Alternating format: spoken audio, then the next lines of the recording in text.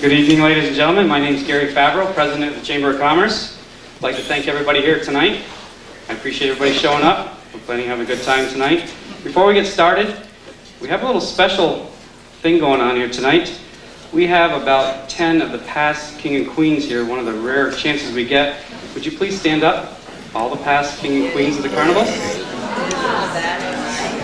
Ladies and gentlemen.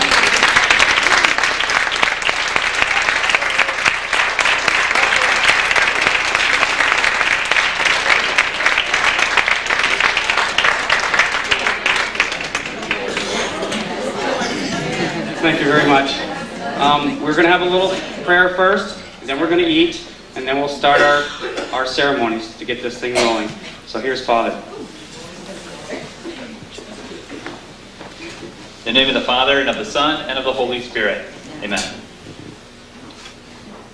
Lord God, we rejoice in your many blessings. We especially thank you for the gift of community, for the gift of one another. You help us to grow in faith by treasuring our relationships and friendships with each other, and our service to our communities as well. We ask you to continue to be with us, to bless us, in a special way tonight, to bless Theresa and Bob. Help us to always draw close to you by being good servants to you and one another. And bless the food we share too, through Christ our Lord. Amen. In the name of the Father, and of the Son, and of the Holy Spirit. Amen. Thank you, Father. We're going to eat now, and then right after the meal and the cake, we'll have your ceremonies. Thank you.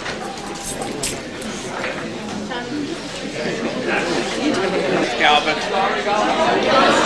Put the cover off.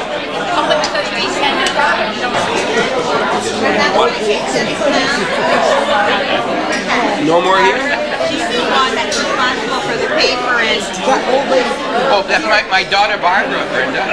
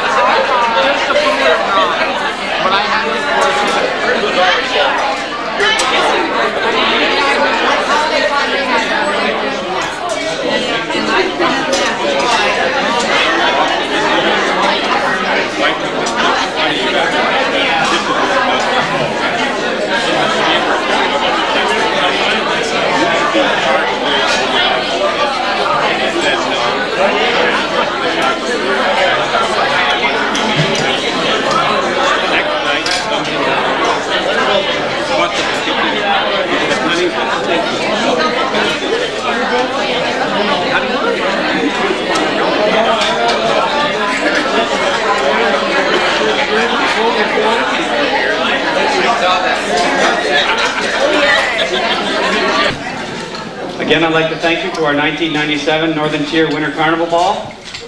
Been a great evening so far. We've got a few thank yous before we get started. I'd like to thank some of my directors for all their help they did. Kim Gerson, Jan Davis, Bill Herzog.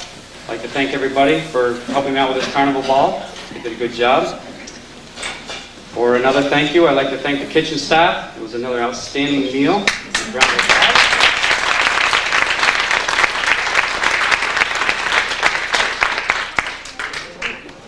Some of you noticed there was a penny on the table. Wherever that penny was, they get the centerpiece for the table from Clark's Choice. Give me the penny. You want me the penny? You want me the penny, Wade? I found the one on the head table, so I'm taking this one.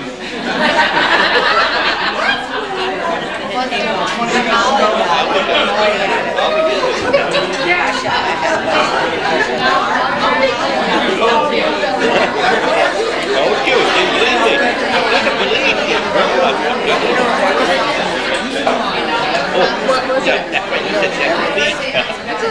Okay, before we get started, I'd like to tell you a little story. A few hours ago, I was on top of Jay Peak with a piece of plywood strapped to my feet because my daughter wanted me to try snowboarding. So after a couple tumbles and a few falls, I'm laying in the snow with my face buried in it, my sunglasses down the side of the mountain, my hat rolling down the hill, and I'm saying a few choice words, and I'm saying, I'm way too old for this. This can't be happening to me. This is the craziest thing I've ever done. This lady comes up and slides by me and stops and takes off her goggles. I figured she was about 70 years old. I'm complaining about being 38 years old. This lady goes, I don't think so. She goes, I'm 70 years old and this is my first day. So I figured I got to get up and try this too. So we continued on our way. We took lessons together. So what I'm trying to say is, no matter what age you are, retired, young, old, there's always something to do. As these people retired and what they're doing for the community is unbelievable. They've done an outstanding job, and I'd like a little round of applause for Mr. and Mrs.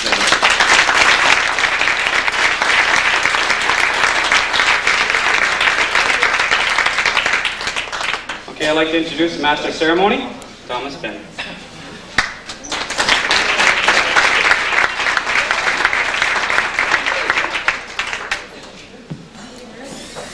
Thank you, Gary.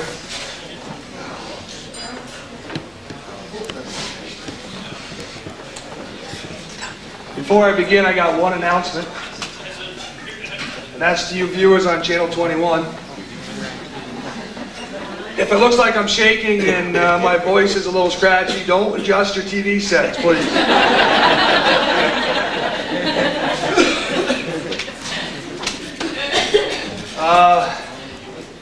I'd also like to remind my dad of one thing he taught me when I was young. Most of my stories are going to be about growing up. And as a matter of fact, I was over there last night. I had to bring him something, and he asked me how it was going. I said, not bad. I'm going to tell some stories about growing up. He says, well, you're not going to lie, are you? I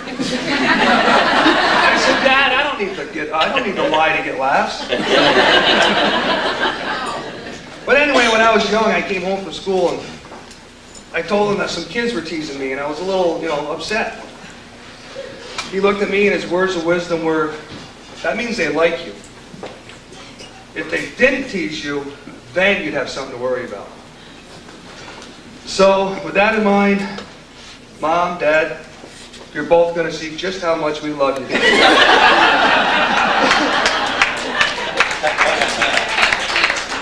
My sisters and I would like to thank the Chamber of Commerce and Winter Carnival Committee for nominating Mom and Dad for this honor.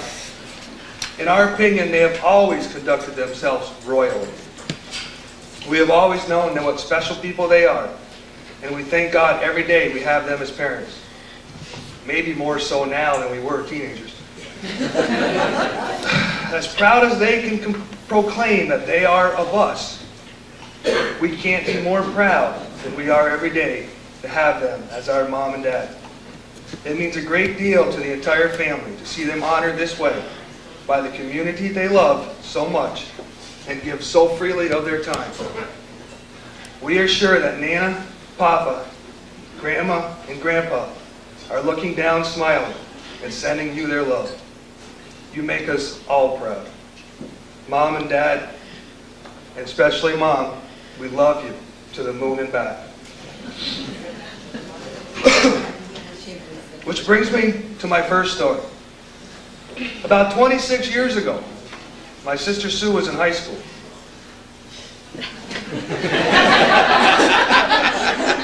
26 years ago. You're supposed to say, "My God, Sue, are you that old?"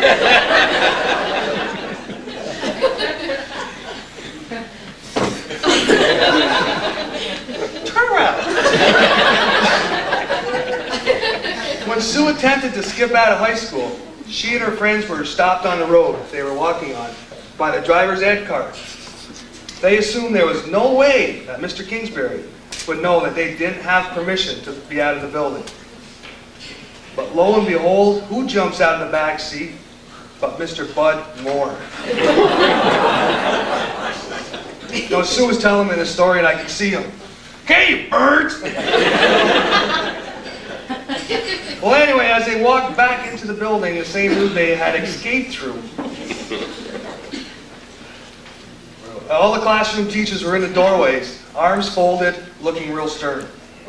It was a very, very long walk down to Mr. Moore's office. As Mr. Moore questioned Sue's friends, she waited in the hallway, hoping Anna Lulu wouldn't come out of the cafeteria and see her there. Sue's turn to enter the office came, and her eyes filled with tears. This had never happened before. All Mr. Moore had to say was, "Do you want me to call and tell your parents?" It wasn't Sue's fear of punishment that prompted her response. No. It was a disappointed and embarrassment that she knew this incident would cause to Mom and Dad that made her promise never to do anything like this again. Mom and Dad brought us up to be aware of our own actions and how our actions can affect others and the impact those actions have with everyone. Sue never did that again. Of course, during some future celebration, who knows what else might come to light. So with that, and this went really quick, but with that, we're ready to hear from one of those teachers who stood in the hallway, I'm sure. A 1983 king himself, Mr. John Zerlo.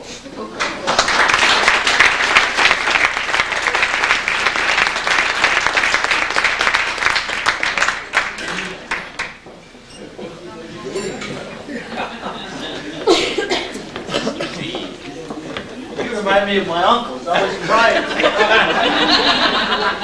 Were you one of those standing like this and, I never made trouble to you. no, I don't think you tattled. I think you stood there sternly.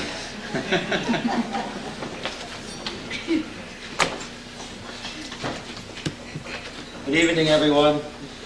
It's great to be here with you all, and certainly on such an occasion. Bob and Theresa, you have certainly earned the honor of becoming the Carnival's king and queen, and I'm proud to share this evening with you.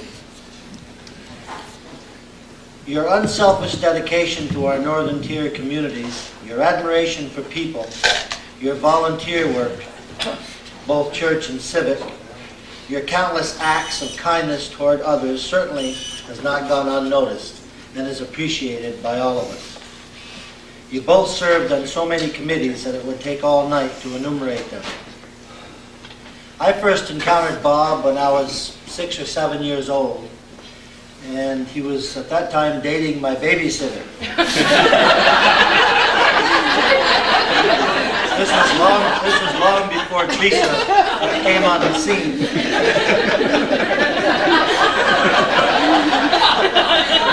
She didn't live far from where you live now, did she? That bottle.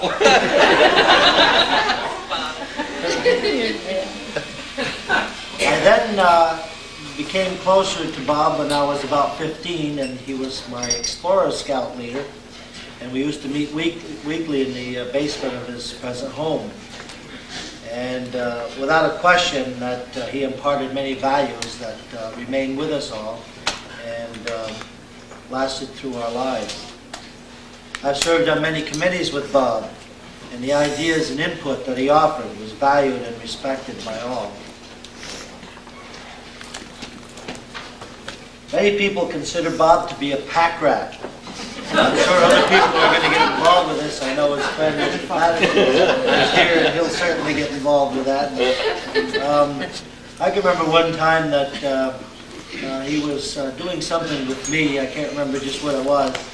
And he probably has about 500 screwdrivers in his inventory. But yet he pulled out a knife and used the end of a butter knife to make the adjustment. Another remembrance is about 10:30 one evening at my home. We were watching, this was quite a few years ago before the video cameras got popular, and we were watching 8mm movies. And lo and behold, 10 or 10:30 at night, the bulb in my projector blew, and that was the end of the night. So everybody was very disappointed. We were watching films of camping when the kids were young, and there was a whole mess of people there. And I said, no problem. I said, take an intermission for 10 minutes. Well, I got in my car, went right over to Bob, and said, Bob, I need a bulb for the... Sure enough, 10 minutes later, I had the bulb in the machine and went on my way. I mean, he's got parts for everything. During the summer of '95, Bob accompanied me on several campaign trips, and it was just amazing. So when we got home in the afternoon, I always remarked to Bob, I said, you know, you should be the candidate, not me. Everybody knew Bob. They would look at him and say, oh, you're the guy on TV. You know, they recognize what's going on here program. So it was just amazing how popular he is in the county, not only in the Northern Tier. I can remember, on the lighter side, I can remember this story. Bob and Calvin and Sam were attending an public access program in the Catskill Mountains, and they met with an unfortunate accident on the way home. And lo and behold, here they are sitting in front of St. Peter at the pearly gates. And St. Peter says, hold on, boys. He says, we have new rules here. He says, this is not the ordinary course of events anymore. He says, we have new rules as you have new rules down below. So he asked them to sit down on this bench and the wait will be called. He says, you'll be called on these loudspeakers. So the three of them sat there, and they're a little nervous about what's going to happen. And finally the loudspeaker came on, and it said, Calvin Castine, report to room 39. So Calvin got up and he went to room 39 and opened the door, and he went in, and he met with this gorilla. And a loudspeaker came on within that little room and said, Calvin Castine, you have sinned. You are going to spend eternity with this gorilla. And the other two were sitting there nervously, and finally the loudspeaker came on again and said, Sam Castine, report to room 14. So Sam opened up room 14, and there was a mad dog in there. Loudspeaker came on within this little room and said, Sam Castine, you have sinned. You are going to spend eternity with this mad dog. Now here's Bob, left alone out in front, and he's very nervous, wondering what's going to happen to him, and finally the loudspeaker came on and says, Bob Venne, report to room 10. So Bob got up and he went into room 10, opened the door, and who's in there? None other than the voluptuous Vanna White. Finally the loudspeaker came on within the room and it said, Vanna White, you have sinned.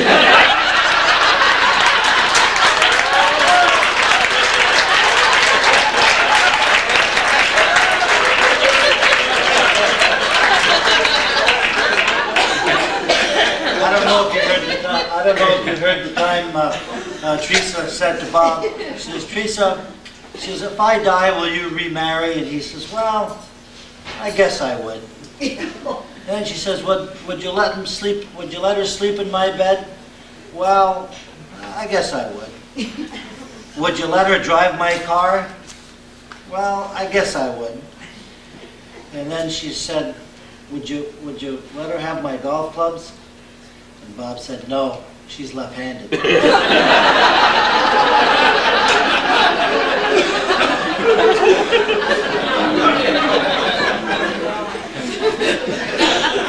variety of activities and services that you both have performed for the residents of the Northern Tier, and in fact all of Clinton County, is testimony to your willingness and dedication to serve our area people.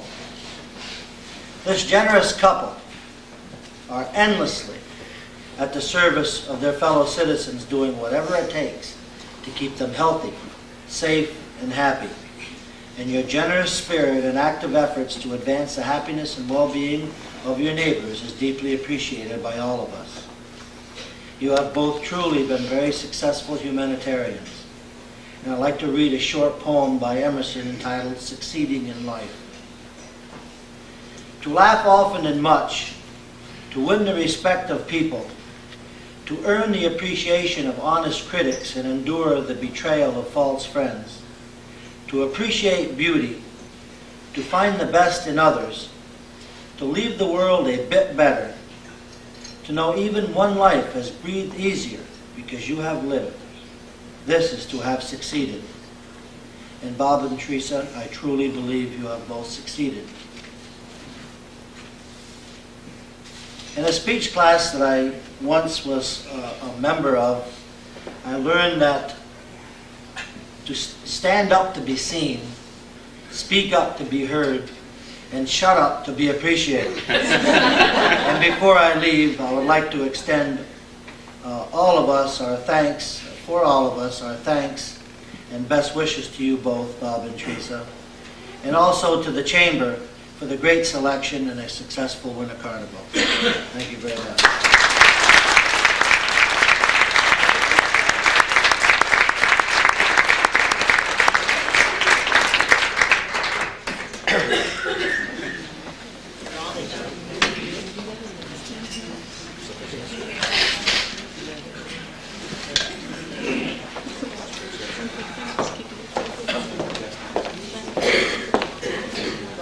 Well, I guess you're all wondering who's sitting up here.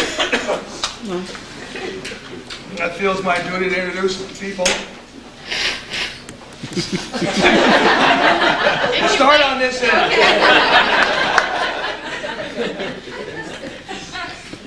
How come you don't have a camera in your hand? You want it? I gotta start here. Over here is my oldest sister, Sue Belrose. Her husband Danny is homesick. He'll watch this along with everybody else. Next to her is Mike Maley and my other sister, Barbara. Along with my wife, Neela. We'll skip these two. We have Father Joe Morgan from St. Mary's Parish. Ryan Maley. And his significant other, Holly Bordeaux, right? All right. We have Rachel Belrose, belongs to Sue. And on the very end, Derek and his significant other, Sarah Engelbrecht. I think I did that right.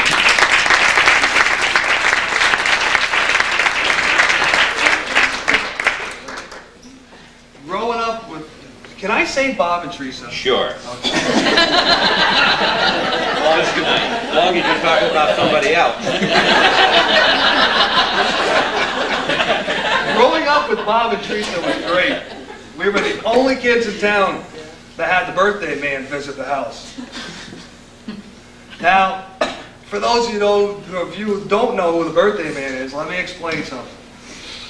Obviously, in the morning of your birthday, you'd wake up and run to the kitchen table. On it would be an envelope with your name on it.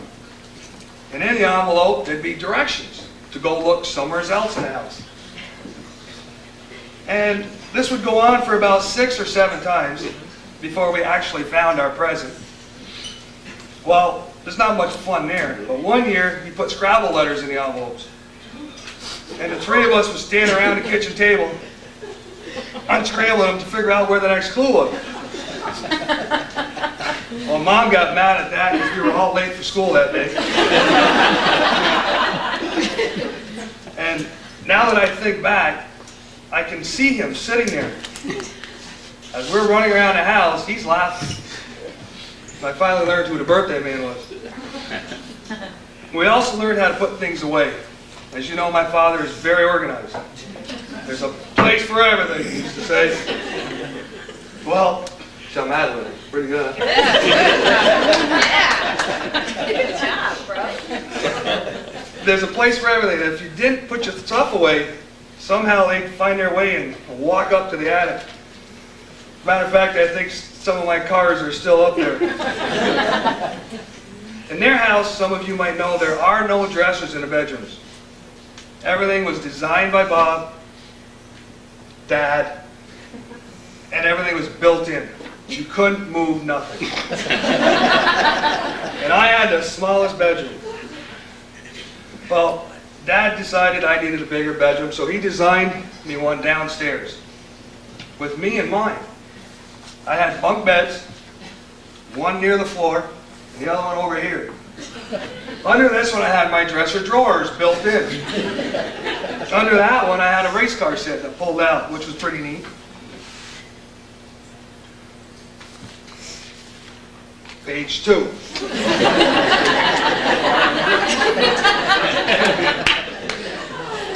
Stop it. I come from your loins. I had a hobby table I pulled down from the wall and the corkboard hanging there with double use as a leg. It also had a built-in corner desk, built-in, underlined, and 6 shelves were under the double-hung window. Just in case there was a fire, I could climb out.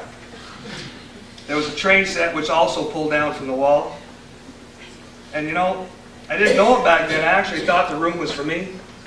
Well, actually, later I found out he designed it for himself. Because as soon as I moved out of the house, he moved in. My dresser, which once contained my jeans and shirts, and Mom remembers this, with patches on the knees and elbows, now contain maps, various VCR connectors, and batteries. Lots of batteries. The walls, which used to be adorned with Bobby Orr and Beatles posters, now are lined with many shelves that hold thousands and thousands of VCR tapes. Matter of fact, if you go to borrow a tape to watch, he pulls out his little book, writes it down, and makes sure you bring it back in 3 days. My membership number is 3.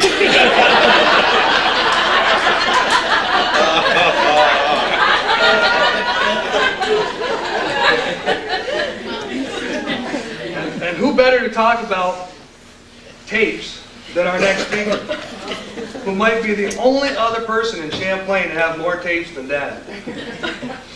The other half of what's going on here, the man behind the camera, Mr. Calvin Castine. Can I do it from here?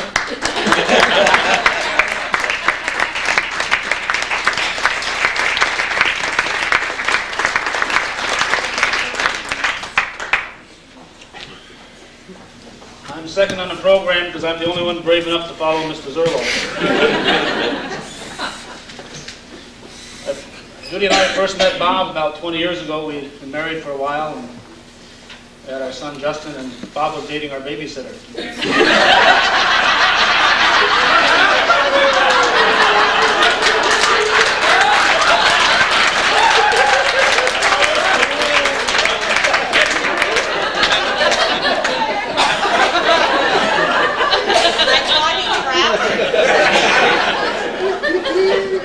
I want to warn you, I will lie a little bit. I'm very excited evening for me. I get to sit next to Bob Levine, the sheriff of Essex County. And over the past several years riding around with Bob, if any of you ever get stopped in Essex County, give me a call. Several times over. I think this Winter Carnival Ball is one of the nicest things the Chamber does throughout the year, is to recognize an elderly couple like this. You look back to 1986, 11 years ago, the Beals, and 14 years ago, the Zerlos, you know, all these older couples, all being recognized. This must be a tough night for Bob, because I know he wanted to be the MC tonight.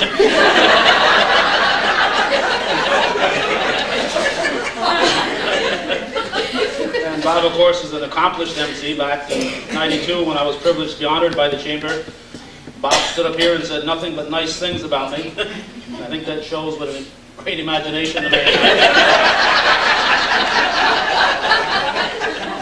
Now, here we are in 1997, and I have the opportunity to say nice things about Bob. Sorry, Bob. I just can't do it. Tonight, Bob is a lot like Prince Philip. He's not really royalty, he just happens to be married to the Queen.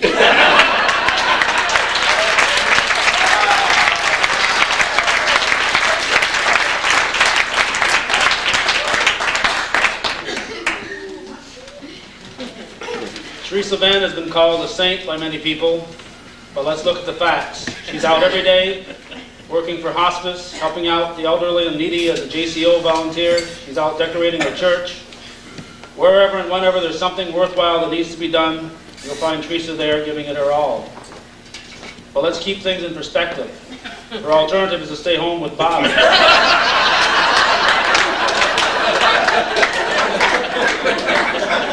there were more hospitals like this, there'd be a lot more women out there volunteering.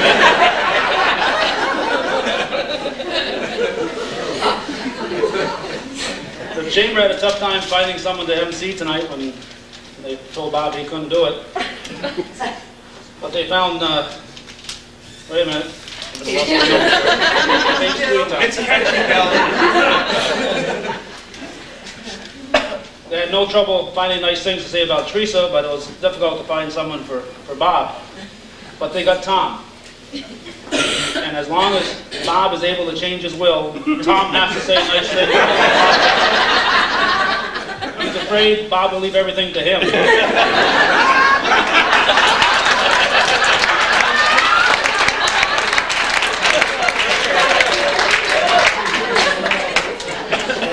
Please leave that stuff to Sue and Barb.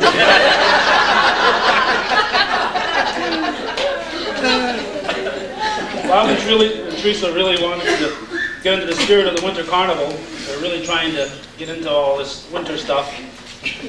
So last weekend, Bob went out ice fishing, and he was very excited. It was his first time out, and he came back with over 100 pounds of ice. Theresa fried it up. He almost drowned. Let's talk about Bob and hometown cable. Theresa loves watching Bob on TV. It's the only time she can shut him off.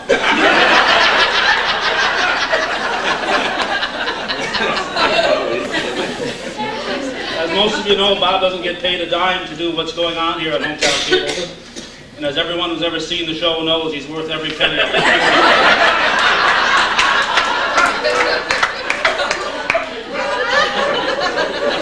Bob knows the secret of how to be a great host. And he obviously knows how to keep a secret. Truthfully, I couldn't ask for a more pleasant, well-informed person to host What's Going On Here. If I did ask, Bob would quit. Bob has been called, by some people, obdurate, petulant, obstinate, inflexible, unyielding, testy, headstrong, stubborn. But to be fair, I should point out that he has some bad points, too.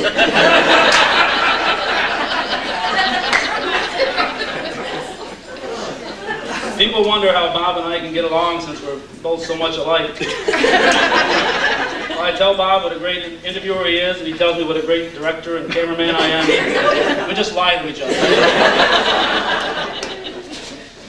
The crowning ceremony will be a little different tonight. I know they told you this, John and Peg. Teresa's going to be crowning Bob. We've been waiting a long time for this.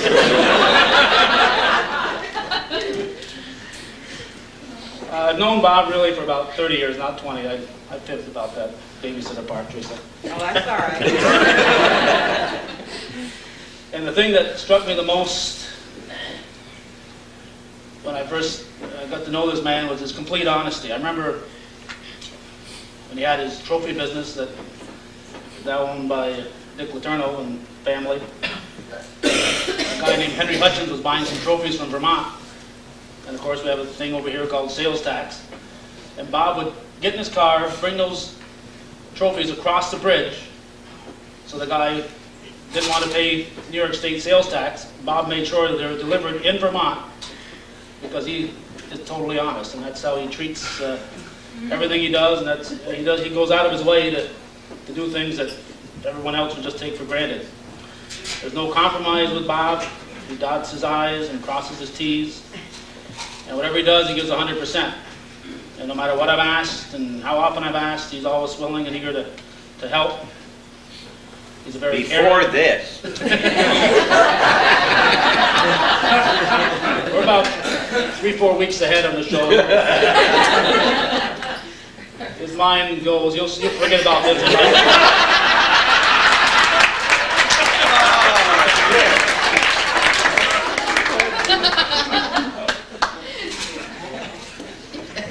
Anyway, he's a very caring and hardworking person, but I'm sure he'd be the first one to tell you that he takes a back seat to Theresa. Every time I pick up Bob, she's heading off somewhere to do something worthwhile in someone's life. The Northern Tier Chamber of Commerce should be congratulated because they couldn't have found a more deserving couple to be king and queen for 1997. That's all I got to say.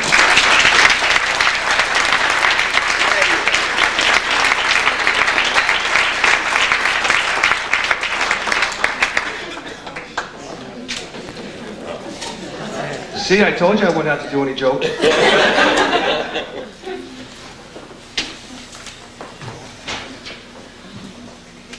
Well, if this was what's going on here, this is about the time my father would look at the camera and say, now this show will be seen at 12:30 p.m., 4:15 p.m., 8 p.m., midnight, and again, 8 a.m. the following morning. You know, and if you see Calvin or Sam on the street, tell them what a great job they're doing if you appreciate the show.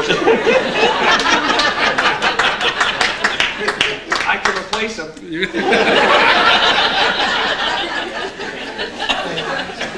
Yeah. Oh yeah, Father says ask for patrons.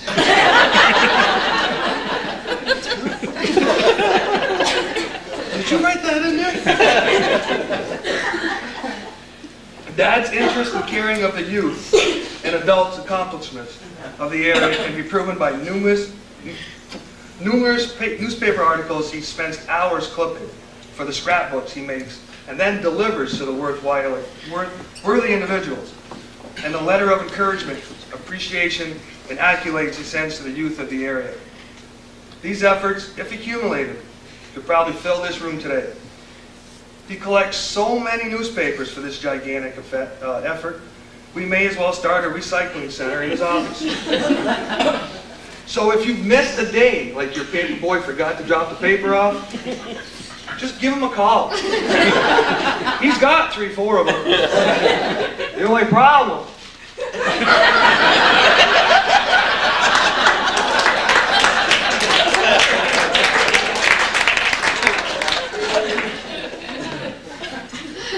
Calvin hit it right, because I've heard many people call my mom a saint.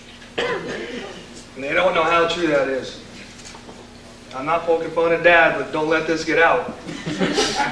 We weren't always little angels. It didn't help having your mother work at the post office.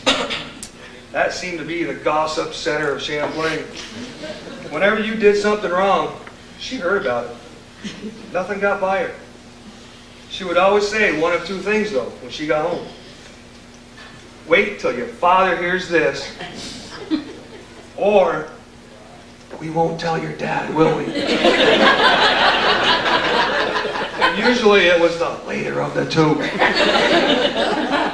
I'm sure there's still stuff he doesn't know about. My parents, better known as Mr. and Mrs. Sanford, and son.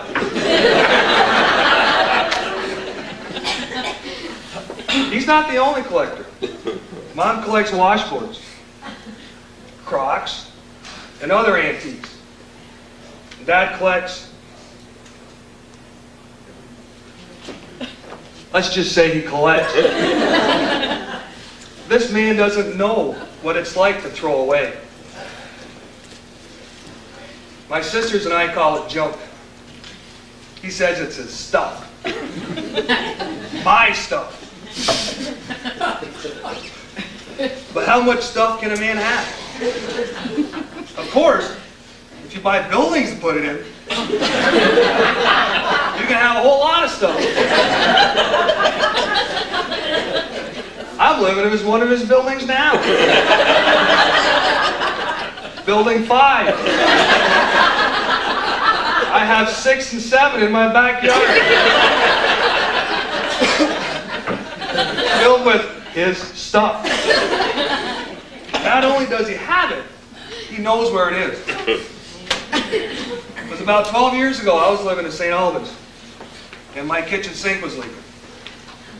Well, after careful inspection on my part, all I needed was the nut that held the drain to the sink. So I went to the hardware expecting to buy just the nut. Can't do that. You got to buy the whole drain unit. That cost $14.94. So I called Dad to see if he had what I needed. Of course I do. Come on over. Well, you just don't stop in for a minute, first of all. He has to show you all the new things he just acquired at the recent garage sale. So I knew not only will this be an hour driving time, but Mom would have supper ready, and the total time spent there would be 3 to 4 hours. Again, I could have spent $15, but it was a principle. And with this in mind, I said goodbye to Neela, and I'll see you tomorrow.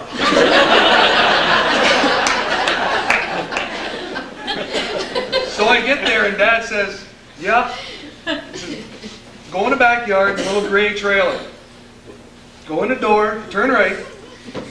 About the 3rd pile of boxes over, it should be the one in the bottom box." Then he hands me the key ring that any janitor would hand me. Not only did I find what I needed, he had 4 of them. And they say that somewhere in this world you can find your double. Well, I've had the opportunity where I work to do a lot of traveling. I've yet to see anybody like him. And all he had to do was go across the border.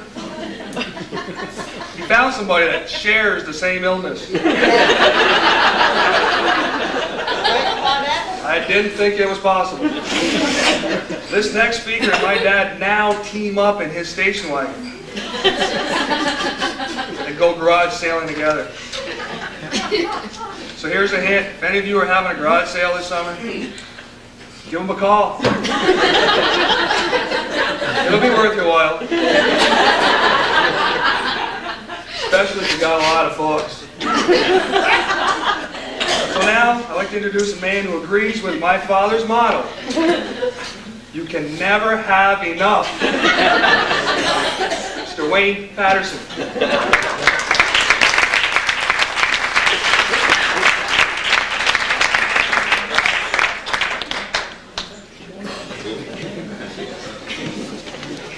He's good. His loins. Well, he's got posters all over the basement that show some of the mottos and lines that he has. I think one of them is "You can never have enough," or I forget how it went, but he's got several that I've tried to remember. When I got a phone call to ask to come and speak here, I also asked how many hours I had, because I have a few stories I'd love to tell, and they told me maybe 10 or 12 minutes, so I had to cross out and throw out about 20 pages that I prepared and get it down to 4 or 5. But yes, I guess we all are here to honor the 1997 King and Queen of the Northern Tier Winter Carnival. And for a Canadian, it's fun to participate in something outside of our country, in our province. So one of the things Bob has given me, of course, is invited me to participate in some of the things that go on in America. And it's a pleasant break for me to come down from Quebec and participate and see a whole lot of real nice people. People he's introduced to me as we've traveled the byways throughout Clinton County and even over into Vermont. Bob and Theresa certainly are 2 of the nicest people. My wife Claudette and I have had the honor to know. I read your newspapers. When I come down, I run to the drugstore and I pick up the papers. And I noticed in some of the notes that were in the papers this week that Bob was the 1988 Chamber of Commerce Citizen of the Year as well. every time I look at the two of them, I look at them as a successful pair. And Theresa travels a lot, and so does Bob. And Theresa mentioned she was over in Europe and Switzerland. She goes down to Florida to see a friend, and she's down in Texas to see family. And Bob and I do a lot of traveling as well. We go to garage sales and flea markets in Plattsburgh and Malone and Burlington. But the most fun really is seeing people. A lot of people tonight have already mentioned a lot of the lines that I was hoping to use, so I got to sort of ad-lib a bit here. But one of the things that Bob does do a lot of that nobody's mentioned so far is he meets people and he likes people. So when he goes to a garage sale, sometimes he'll spend $1 or $2 just to say he spent $1 or $2 and didn't just stop to talk. But many times we'll stop and just talk to people, and he'll spend 10 or 15 minutes reminiscing about somebody who knew somebody who knew somebody who was related to somebody. And he gets to know so many stories by asking questions of these people, and they find out somebody knows somebody else that they both know. Bob has rules. One of the rules he taught me, somebody mentioned he has rules and regulations, and he certainly does. One of the things he taught me is you don't stop for lunch when you go out. It's wasted time. You miss 3 or 4 garage sales because they close at 4 or 5 in the afternoon. So understand, when I leave Montreal, if it's 8 o'clock in the morning and I have breakfast, by the time noon runs around, I'm ready to eat. But I can't stop to eat because Bob does not want to miss the garage sales. So we're going to miss by stopping and wasting time putting food in the stomach. So I think he eats a little bit of breakfast and a great supper, and that's about it for food for Bob. I look at him and his weight, and I can't figure that part out. You also should know, as much as Tom jokes about not having any of the stuff left in the will, I want you to know he's got his eye on something that I would love to have, and that's a beautiful jukebox that's sitting in Bob's basement. Now that jukebox is probably worth, in mint condition, $7,000 or $8,000. And that's one of the reasons... 8.5, I checked it out. So that he wants in the will. But one of the reasons I think Bob drags me around is I have a whole lot of price guides, and I get to know the prices of some of the stuff. And after he's bought it, I won't say anything until he buys it. And then after he buys it, I say, Bob, you know what you just bought? That's worth 50 cents. You just paid $2. Or vice versa, depending on what it is. Yes, he has a lot of stuff, and one of the ways that I met Bob, actually I met Theresa first 10 years earlier when she was at the post office, and as a Canadian I came down during a postal strike in Canada to try to mail some mail throughout America, and we had the Montreal Gazette was there by accident that day taking pictures of people, Canadians, lining up at that little post office down the street here before it moved down to the shopping center. And Theresa was working that day at the counter, so I knew the photographer. He took a picture of my wife and I outside in my car, and it was a convertible, putting a letter in the mailbox, and then went inside and took some pictures of Theresa, and they used those in the Gazette. So I met her about 10 years before I met Bob. But the exciting part about meeting Bob was that I had come down again to customs as a problem. I don't know if it was he responsible, and it probably was, but he never told me. But we sent about, I would say, 150,000 rolled up posters to America. We sold. I was working for a record company in Canada. And we sent this load of posters down, but unfortunately they forgot to mark on them made in Canada.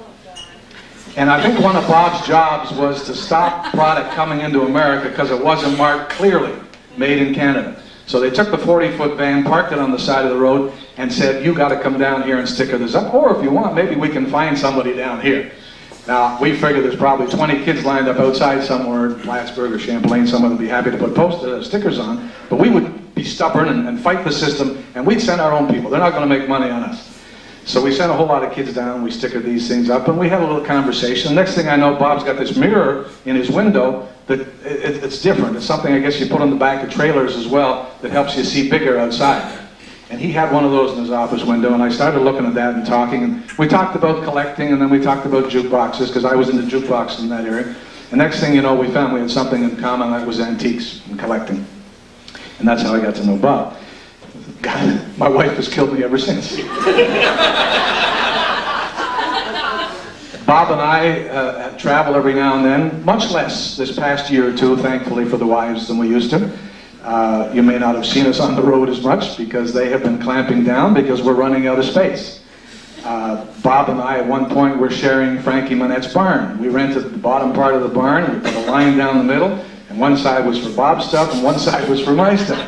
And we were paying a fairly high rent to store all this product until one day Frankie Monette said, I think I want to sell the place. And I said, Bob, what are we going to do? We can't move all this. He said, I don't know. He says, I'll pay you the rent. You want to buy the place?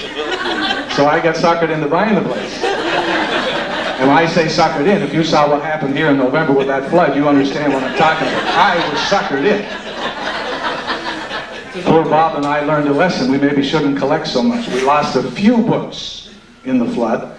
We also share a little bit of space now in the Mason buildings, which I also got suckered into buying because we were running out of space in the barn. And we also lost a lot of books in there, and I lost a lot of records, the phonograph records that I had in there. I'm a big record collector. He likes National Geographic magazines, and I like phonograph records because I've been in the music business for 35 years. But to get back to Bob and Theresa, both of these people, as you probably know, are very hip to today's happenings, very up to date. Bob has a fax machine, he has a photocopy machine, he has a fast computer. He has a paper shredder because it's cheaper to put your paper in pieces in the bag. And we don't have garbage dumps in Canada. We have a garbage truck that comes to the house and is all part of our taxes. Down here, he showed me how to shred paper to save money at the dump. But not only that, he makes money because when he takes that bag of shredded paper to the dump, he checks the bin to see what's in the dump. And you ought to see the stuff he's picked up in the dump. He has a little expression. He says, I'm very busy. He says, I got to go to the dump, to the dump, to the dump, to the dump. He also, of course, you probably know, has several video cameras and VCRs and TVs. I want to tell you about a time that Bob showed a great sense of humor. He was eating at his favorite restaurant in Shazy. And you know, he doesn't like to eat in restaurants, I mentioned earlier. For him, it's wasted time. But when we can talk him into going for supper, he's got a favorite spot in Shazy. And he was sitting there and he noticed a beep beep coming from a table where there was two very well-dressed Canadian executives. And one of the men removed a pen from inside his coat from the beep beep, and he began carrying on the conversation. Well, Bob and the customers close to his table were amazed, and they showed it with their facial expressions. And the executive noticed and said, I was just answering the call on my state-of-the-art cellular pen to explain to everybody what was going on. Then a short time later, another odd tone rang out, and this time the second executive picked up his fancy hat. He played with the lining inside and started talking to it.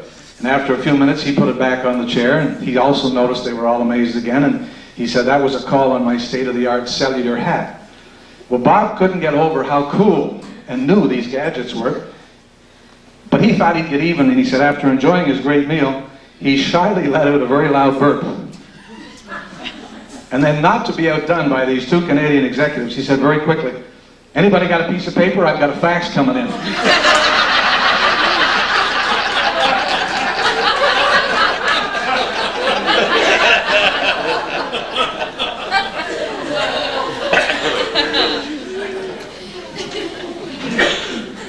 He also told me something about somebody who knew who believed in hypnotists.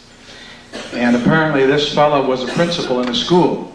This gentleman was telling about teaching in Peru. I don't know what school this principal was in, but everybody was scared of this particular principal. And he wanted everybody to know that he was a pretty good hypnotist. So one of the students who stuttered came and saw Bob one day, and Bob said, I hear that the principal called you to his office and said he was going to take an hour, hypnotize you so you wouldn't stutter again. And the young man said, and so Bob said, did it work? And the young man said, definitely. No, huh? No. I'm going to stop reading the Reader's Digest. I'm sorry. Again, reading your papers, I noticed the politician, Mr. John Zerlo, was quoted as saying, I think a lot of my values come from lessons Bob taught us. And I quote, and I would tend to agree with that. Bob has a lot of values that I've discovered in traveling in the car with him for many hours. In fact, so much so that in watching your President Clinton making decisions in this country, I would have thought that maybe he heard about some of Bob's thoughts on unmarried couples sleeping together in the same room from maybe Mr. Zerl. The way he refused Barbara Streisand to sleep in the White House because she was going to sleep in a room with her new boyfriend. I'm sure Bob smiled when he heard about Bill Clinton's decision on that, because that's certainly one of the things that I've heard him talk about in the past. And you know, people have mentioned many times Theresa sits in Bob's shadow as he becomes the star of many events, and we've discovered, my wife and I, that she has as many opinions as Bob. And not only that, as was mentioned earlier, they also have comparable collections of antiques. I couldn't get over all those washboards in the garage. That's a pretty large collection. And whenever we see one somewhere, and it's not too expensive, of course, I usually motivate Bob to pick one up. But you got to take something home for your wife. This is the guilt feeling now, going out and shopping and spending all your money. So I insist he brings something back for Theresa, so she's not going to be mad, because I hate to see the two of them fight in front of me anyway. So I said, let's get her a washboard. And that's how she got a few more. True story. Also, they talked about organization. Of course, both the Venns are very good organizers. Somebody mentioned screwdrivers and 500. I thought it was about 167 of one type he had, because he has different lists, of course, and index cards to tell you where they are and how many he's got. And he spends a lot of time doing that, which I'm amazed at that kind of an organization. Of course, if you ask him for a National Geographic magazine, you say, yes, I've got about 30,000. You say you want the one from your wife's birthday, he'll probably be able to find 3 copies on his lists and tell you which trailer it's in as well. The same thing for Theresa. She's as good. You ask her where to get the best deal on running shoes or a new hat, and she'll know exactly which store to tell you to go to. So she also, in her way, is very, very organized. Of course, if you ask her to decorate the church for Christmas, and she seems to have a whole system worked out where she has everything ready in time and does one of the finest jobs I've ever seen, and I saw it again this Christmas. You ought to give her a hand just for her decorating skills alone.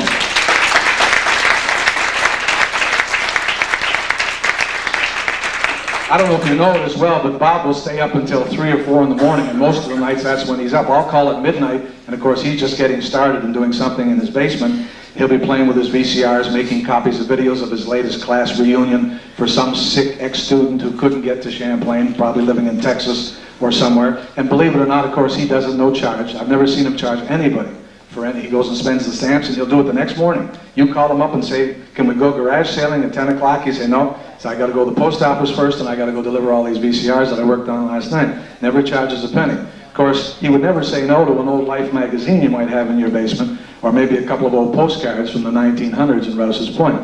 That's another great collection. He should be a historian in this area, because he's given me pictures of Frankie Manette's place from way back, I believe it's late 1800s, early 1900s, when it used to be a pool room in the basement.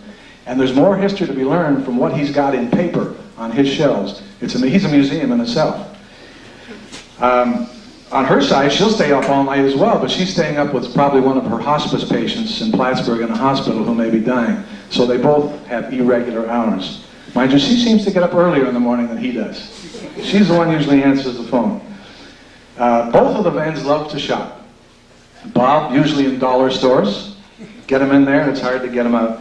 And garage sales, of course. And Theresa loves to make new discoveries in craft stores. She's also, of course, as you probably know, very, very handy and very creative.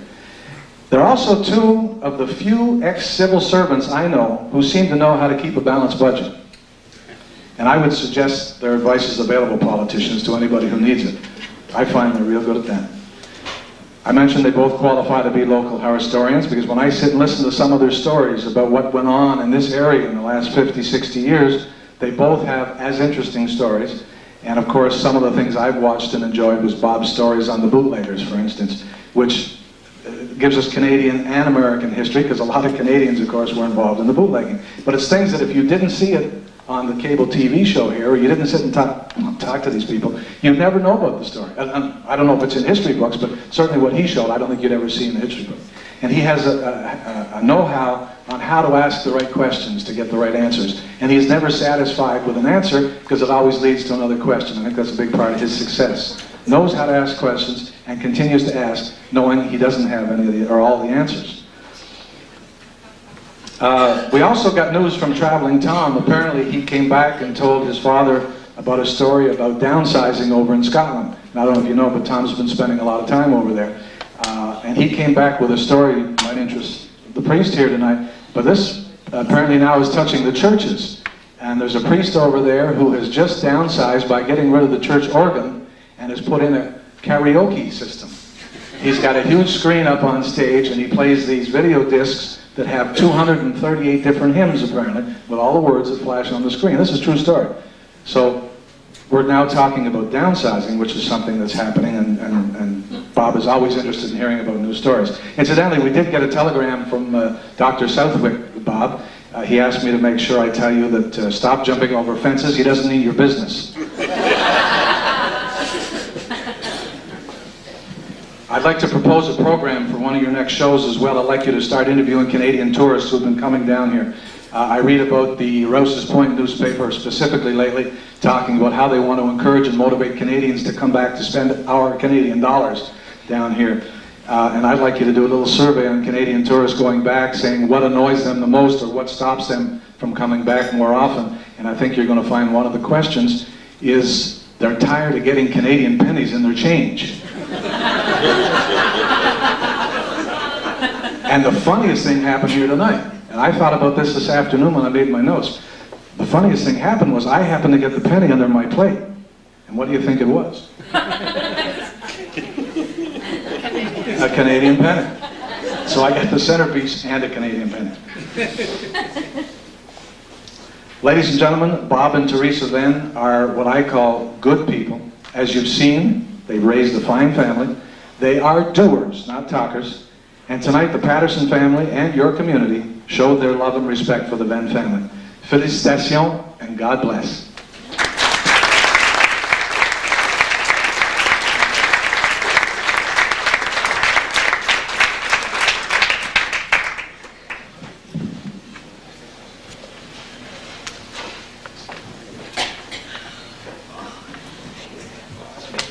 I used to stand. I don't like to hold the mic.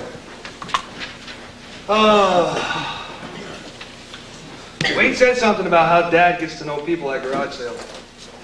You know, that just reminded me of a story. I was over there one day, a while ago, and we were in building 2, I think, the gray trailer next door. And it had a 3-ring binder there, along with a bunch of other books. But I was flicking through this 3-ring binder, and I noticed it listed all these radios.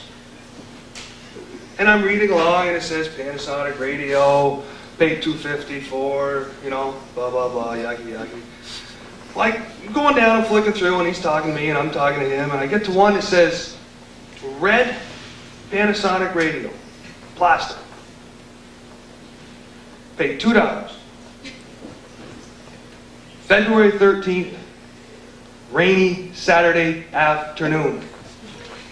And I'm saying, okay, Dad, I can understand the price, where you bought it, what it is, but a rainy Saturday afternoon. 15 minutes later, I hear the end of the story about this lady he bought it from. And that was supposed to be funny. But anyway, the weird thing was the phone rings. And it's a guy, it wasn't Wayne, was it? No. Oh, this is a true story. The phone rings. It's a guy from Montreal.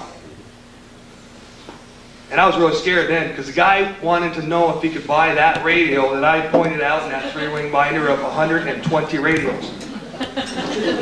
Yeah. True story. Yeah. I said my prayers that night. Wayne also said I was in Scotland a couple times. I had the fortunate to be there. And my last trip, while waiting for my shipment to get there, no, it wasn't you. It was the other broker. Anybody of them work here? Can I mention it? No, I can't. I can't mention any names. It was going to be a couple of days late, so I had one day to do what I kind of wanted to do without any work to do. So I took a train and went into Glasgow. And you know, downtown Glasgow, beautiful city as it is, there's a store, then there's a pub. There's a store and a pub. You know, I said, well, I think I'll go into a pub and have a beer, talk to the locals, you know, walk the street, go into a pub, have a beer, talk to the locals. Well, all afternoon, yeah, see, this is Dad living there. All afternoon, but doing that and checking out the city sights and stuff, and going back to get to my train, I see this guy walking toward me. Very leisurely dressed, he had one sneaker on. And I thought that was kind of strange, so as he got right near me, I said, geez, I said, that's too bad, you lost a shoe. He says, no, laddie, I found one. There's your joke, no more. Now you're probably wondering what that's got to do with our special speaker not listed on your thing. Well, nothing. But I do work with his son at Prim Hall. And I'd like to introduce you now, the town supervisor of Champlain, Mr. Arnold Beal.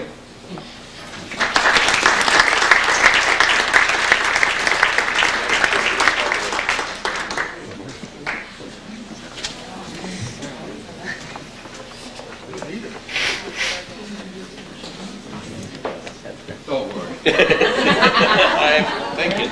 I'm your friend. And your friend. I think people have picked on you enough tonight, Bob. I'm not here to pick on you.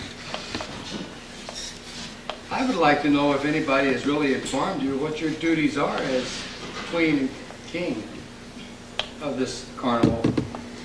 Did they tell you what you have to do? No. Nope. They didn't. Nope. It's not bad. Tomorrow's the easy day. You get to go to breakfast. That's not too bad. But that frostbite run.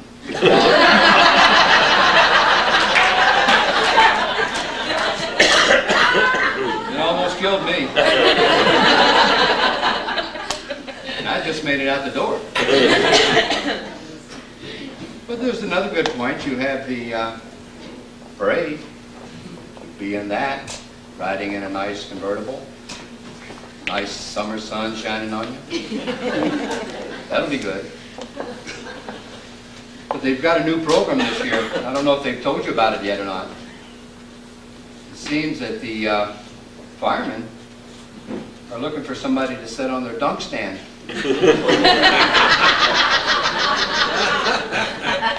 Now don't worry, Theresa. They went to the committee and they asked them, we would like one of them to sit on the stand. They said, who are we going to pick?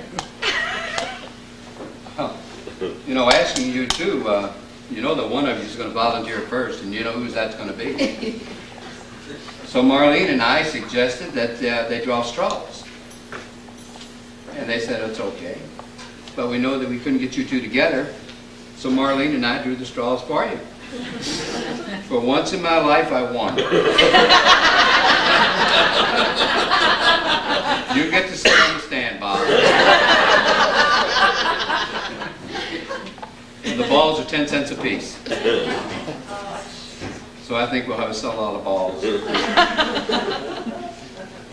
But I think there's never been more deserving people that they've chosen this year because of your dedication to the public in this area and for the many things that you've done. So with the town of Champlain and all the members of the board, and the people that work, we'd like to present you with a resolution.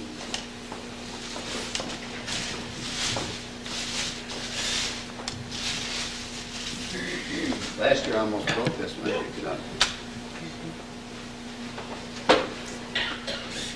And I'd like to read it to you. I get my glasses on. And my glasses are back to the table. Will somebody bring my glasses up to me, please? This is the lady that drew the straw that won for you. Oh, I love Marlene. I knew she was my friend. Thank you. Just to get you on camera. The year they were king and queen, he didn't even wear glasses at that time. See what it's done for me? Yeah. I would like to read this resolution of congratulations for Robert Bob Venne and Theresa Venne, offered by Supervisor Beal. Whereas the Northern Tier Chamber of Commerce has announced that Robert Bob Venne and Theresa Venne have been designated King and Queen of the 1997 Winter Festival. And whereas the said Robert and Theresa Venne are longtime residents of our community. And whereas the said Robert and Theresa Venne have contributed much time and effort serving our numerous boards and committees of their church, their school, and their community. And whereas the said Robert Venne has been interviewing people, business, and showing historical sites throughout the North Country on Hometown Cable, what's going on here, for over 7 years, bringing information to our citizens. His friendly manner of questioning has made his subjects feel comfortable and relaxed. And whereas the said Robert Venne has collected thousands of historical documents and items, which only became more valuable as time passed.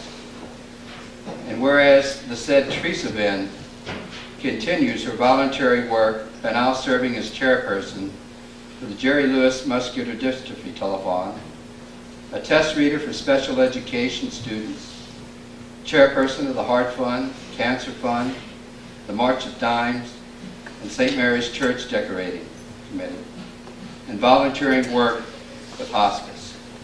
Therefore, the town board of the town of Champlain wishes to add their congratulations to the said Robert, Venne, and Theresa Venne for being honored as King and Queen of the North Country Tier for 1997 Winter's Carnival. Seconded by Councilmember Trahan, Cookman, McManus, and Moore. I'd like to present you.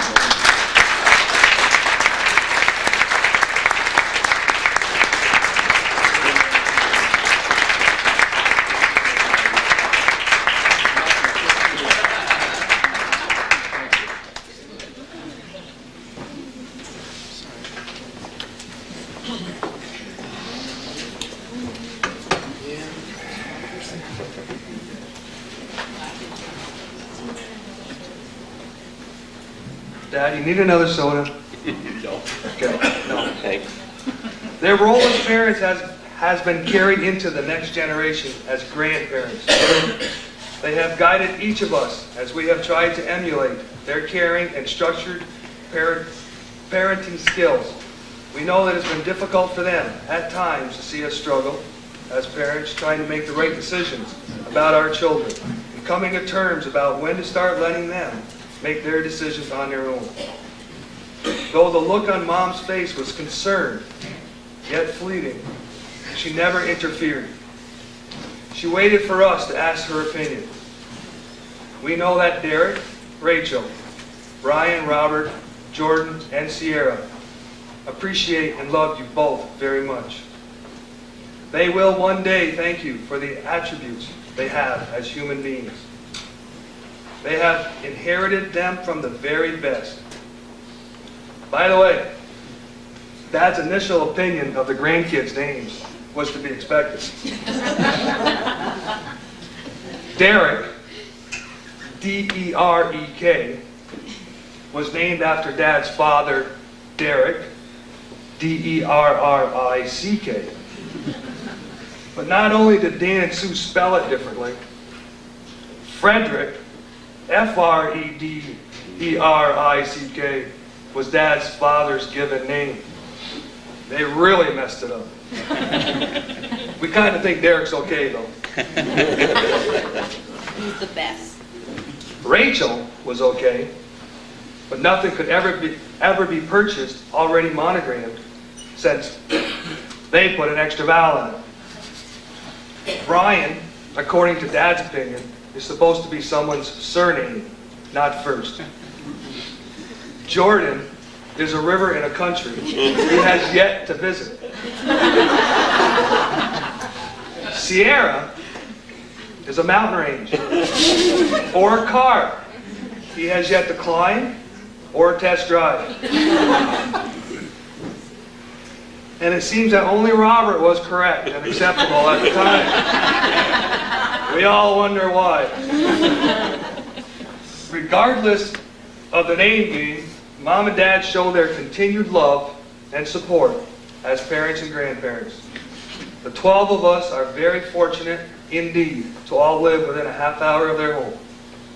There isn't a birthday, a holiday, a week, sometimes a day that goes by when we don't receive a visit, a phone call, a note or card in the mail.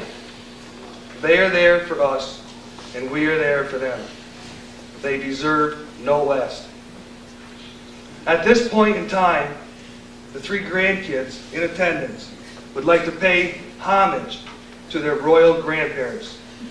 I'd like to introduce Derek and Rachel Belrose, along with Ryan Maley.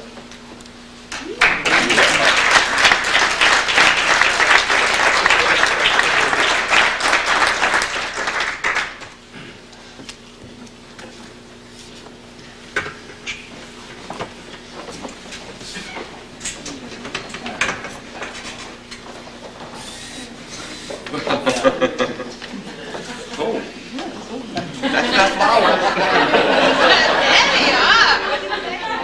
Wait, Dad, Mom has to open hers first. Oh, God. Even we used to do that at home, one at a time, so everybody could see.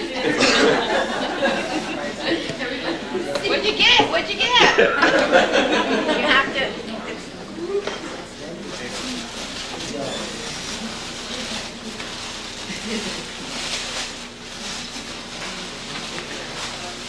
Oh my Lord, look at that. Mother, how many are there? A dozen roses. Now you can color. Yes. Huh? 4 of each color to designate a family of 4. Yes. Grandchildren for me. Okay. now Is it three. my turn? Yeah. When they came down at Christmas and they used to open their presents and I didn't have the camera ready, they had to put it back and then do it for the camera. Yeah. They couldn't play with it. They would fake it coming downstairs the second time. Now what do you think this is? There's really no tape that long. Eat your heart out, Calvin Constantine. How many are there? Well, There's a dozen. there's a dozen.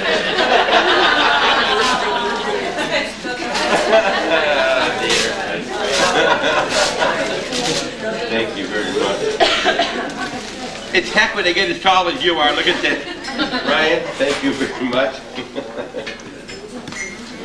And the big one. The tall one. Thank you, Theresa. And thanks also to the ones that aren't here.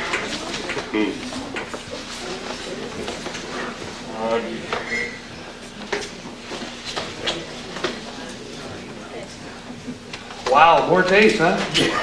More tape. I'll be up till 3 taping when I get home. Does that mean I gotta go help you put up more shelves?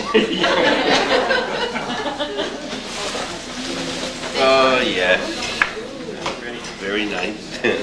Great idea. Never would have guessed that. Yeah, right. He says he never would have guessed that. I never saw a tape that long.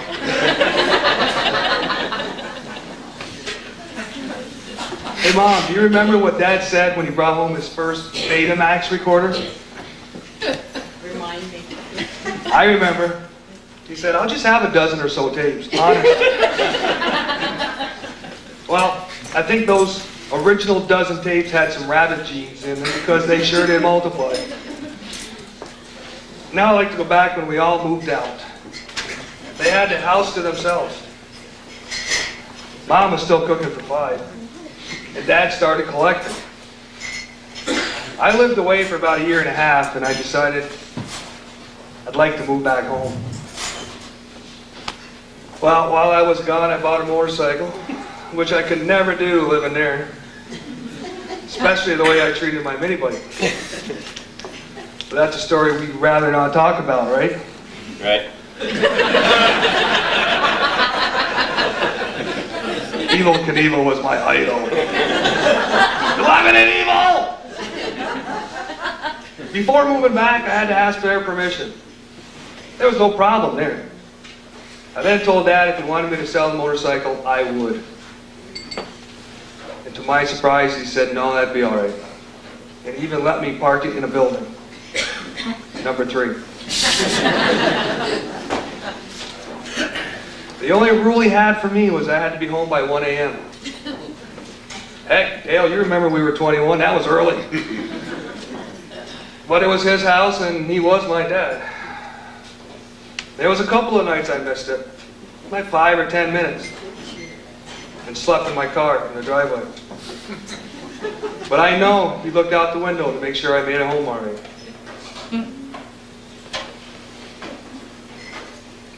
And every morning, I'd get up when I heard the door open he was letting the dog out. I'd walk by, he never said anything, and I'd go to bed.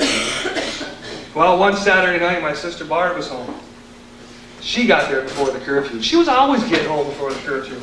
I was the good one. You couldn't find a date.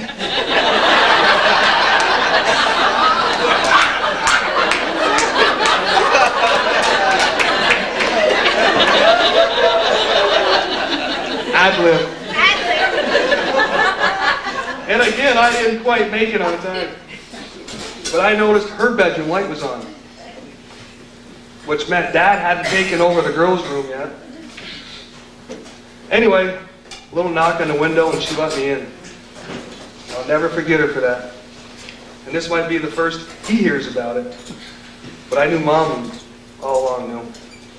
Now I'd like to introduce the person who saved me from that cold night. My sis, because I'm her bro, Barbara Malik.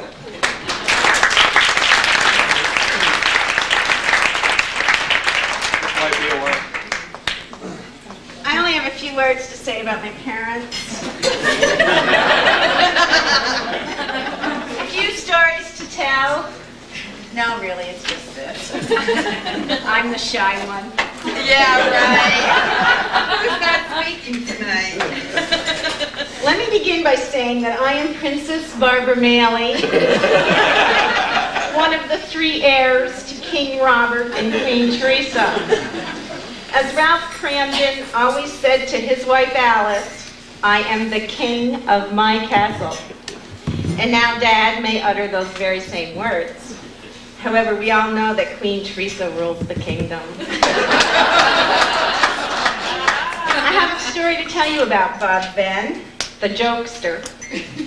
I'll never forget the day I bought my very first new car, a 1975 Toyota Corolla, for $3,245. My income at the time was working for Judge Feinberg as his secretary for approximately $6,000 a year. So my dad offered me a loan at a low interest rate. I ran up, gave him a big hug, and thanked him very much, but I walked away thinking to myself, how could my own father charge me interest? I was a little perturbed, to say the least, but I didn't tell him so. But you know Bob Venne, he's a businessman first. I brought the car home and Dad was waiting for me in the driveway as proud as a peacock that his little girl was now an adult. A car payment will do that. Now I have to tell you, this little Toyota Corolla was getting 94 miles to the gallon. I kid you not, 94 miles to the gallon. One day I had to run an errand for Judge Feinberg with my car. When I returned to the office, he offered me gas money. I said, don't bother. I'm getting 94 miles to the gallon. Judge Feinberg replied, what are you driving, a moped? I went home and I told Dad about my 94 miles to the gallon, and he said that I must have an experimental carburetor that the company forgot to pull out of the car when it left the factory. He's my father. I believe him. I told him that the gauge always says full. He suggested to me that maybe the little red needle was stuck and to go fill up the car. Now, when you have a car payment, you also have a checking account to make the payment to the bank. So I brought a check to the gas station and filled the car. Upon filling the car, the gas attendant came over to me and said, that'll be 87 cents. I actually wrote a check for 87 cents. I raced home to tell my dad. I was laughing hysterically. I was crying that I was truly getting 94 miles to a gallon. Well, little did I know, my dad, the jokester, was putting gas in the car, unbeknown to me. After a while, he was going to start taking the gas out so that I would only get 10 miles to the gallon. This information finally came to me via my brother, who eventually told me what was going on. By the way, the interest that my dad, the businessman, charged me was given back to me after I made my last car payment. This was his plan all along, little did I know. I more than accepted this interest money and bought myself my very first pair of contact lenses. My dad, he's a businessman and a jokester. Robert Robert Venne is very well known in the surrounding communities and maybe even from afar. And that's before his television show airs. Now let's talk about his television show. Bob Venne has a way about him that allows people to experience a feeling of comfort in talking about themselves, their businesses, and their family history. And before you know it, his show comes to an end. I'm sure that all of you will agree that he's the most entertaining and delight to listen to. If ever there was a man who liked to chit-chat, go where no man has gone before, and able to leap long puddles in a single bound, it's Bob Venne. And now there's Theresa Venne, my mom. When we were all still at home, she was always there with a smile and a kind word. I look back on my years at home. Even though she was a working mom, working 40 hours a week, she came home, made hot meals, did the wash, ironed the clothes, helped us with our homework, and then vacuumed till midnight. Theresa Venne is the most giving individual I know. She's always doing something for somebody. If someone needs a volunteer, you can call Theresa. If someone needs a ride, you can call Theresa. If someone needs a baked good, you can call Theresa. If school needs somebody to comb hair for school pictures, you can call Theresa. If someone needs to chair a committee, you can call Theresa. If you need a church decorated, you can call Theresa. If someone needs anyone, I mean anything, you can call my mom. She's involved in so many activities I dare not mention them by name because I might forget to recognize them all. I will, however, mention one organization, and that's hospice. It takes an incredible and special person to do what these volunteers do. And my mom, she is incredible, and she is very special. This is going to be tough, I know it. Mom and I have always had a very close relationship.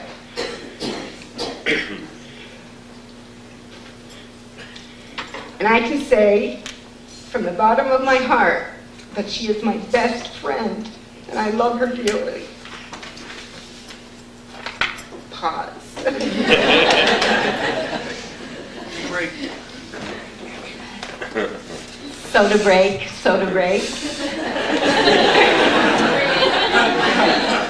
Robert Venne is as giving as Theresa, and when he does something, he's just not doing it. He's doing it with gusto and flair. Because Bob and Theresa always said, if you're going to do it, you do it right the first time. Robert and Theresa Venne are two very remarkable people. First, let me say as parents, no one can or could ever take their place in our hearts. They've been there for us through thick and thin, during our times of happiness and sorrow and accomplishments. As parents, they taught us to respect, to love, and to be truthful. We never questioned their authority, well, maybe once or twice. And then we'd hear, I'm the father, that's why. And we knew down deep that he was doing what he thought best for us. As a father, he was always wise, strong-willed, Mom says stubborn, and deserving of our respect. A lot of people don't know this about my dad, but he is a very emotional man when he speaks about people he cares for, or issues that he believes in deeply, or when he is very proud of someone. This giant of a man shows affection, but is very slight on words from the heart. Words don't come easy to him at times. I guess this is where my dad and I are alike. Truly. When we speak from the heart, it's very difficult to say the words. Mom and Dad are very religious people. They believe that one should repay for what God has bestowed upon them. And our family has been blessed over and over again. And for this, we are all very thankful. In closing, I would just like to say that Robert Venne and Theresa Venne are very special human beings and are most deserving of this recognition. They're compassionate, loving, giving, and truly our mentors. And I love them both from the bottom of my heart.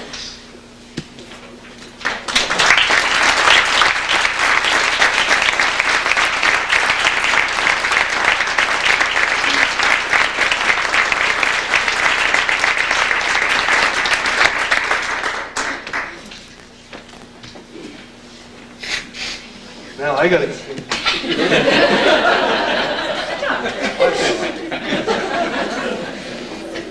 while we've had the family up here, I guess it's a good time, I'd like to introduce some family members that are here, because if I don't, he's not going to be very happy with me, because he's going to keep a tape of this, and he wants everybody here to be involved. So, start over here in this family, in this table.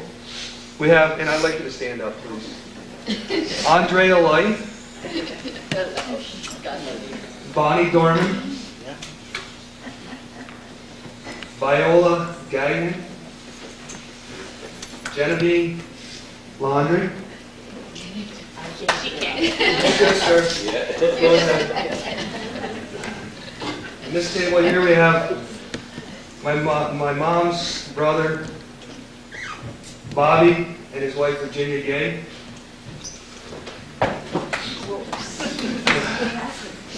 And my mom's sister, Bernadette, and her husband, Bob Halstead. My mom's brother, Sonny, Frank, and Sue Gay. Very close friends and collectors, Wayne and Claudette Patterson. Oh, Wayne Patterson and Claudette Patterson. Wait, and now over here, collectors and Wayne Patterson and Claudette. Hi. And over on this table, very, very close friends. Oh, I got them all mixed up over here. It's not Bottle, it's Robert. Robert and Shirley Levine. Thank you for coming and joining this moment. Anyway, you know how family traditions are hard to break? That's what they say anyway. Well, our dad started something 20 years ago, which we all hope doesn't ever end. At our family Christmas, after, can I say this? Sure it would be. Fine. Don't have to ask him, right? Ain't gonna happen much longer.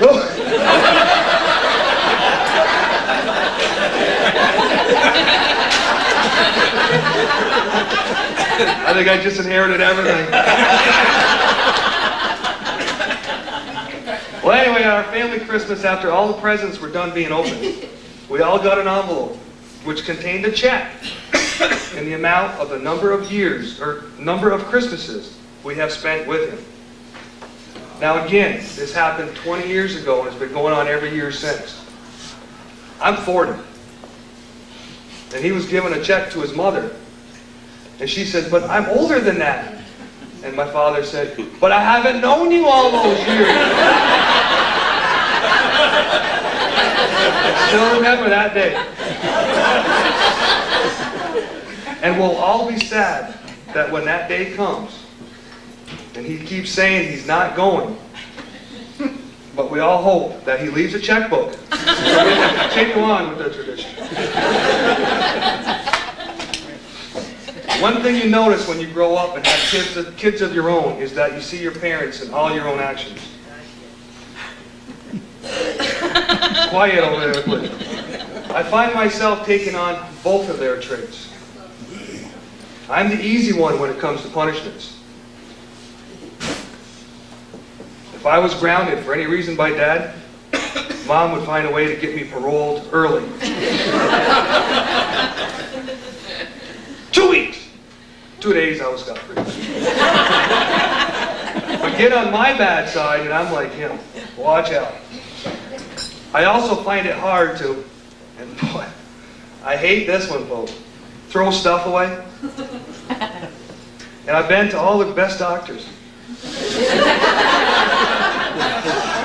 They can't do anything about it. It's something to do with my gene structure or something. And I also can't figure out why I'm the only one who inherited the gray hair. He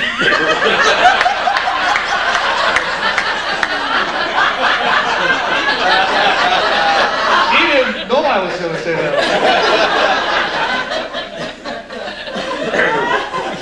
I would like to thank my mom for my good looks. I'm serious! And my dad for my hairline. To me, Mom's a beautiful woman. Not only outside, but inside as well. The only time she didn't look so nice when I was growing up was when she was really mad. She had a way to look at you when she was mad, and her eyes would start doing this. And boy, you knew you were in trouble then. Mom and Dad have lived in Champlain practically all their lives. They have spent hours of their own time researching and compiling historical information for many village, town, and social events. Which leads me to our next speaker. She's a blood relative on my mom's side. She's a neighbor to Sue, and a person known to all. She is now Jay-Z's successor.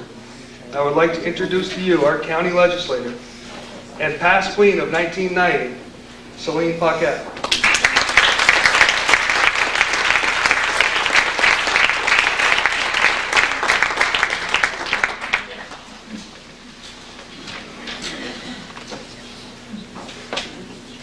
I'm not as old as John and Calvin, so I won't accuse Bob of dating my babysitter.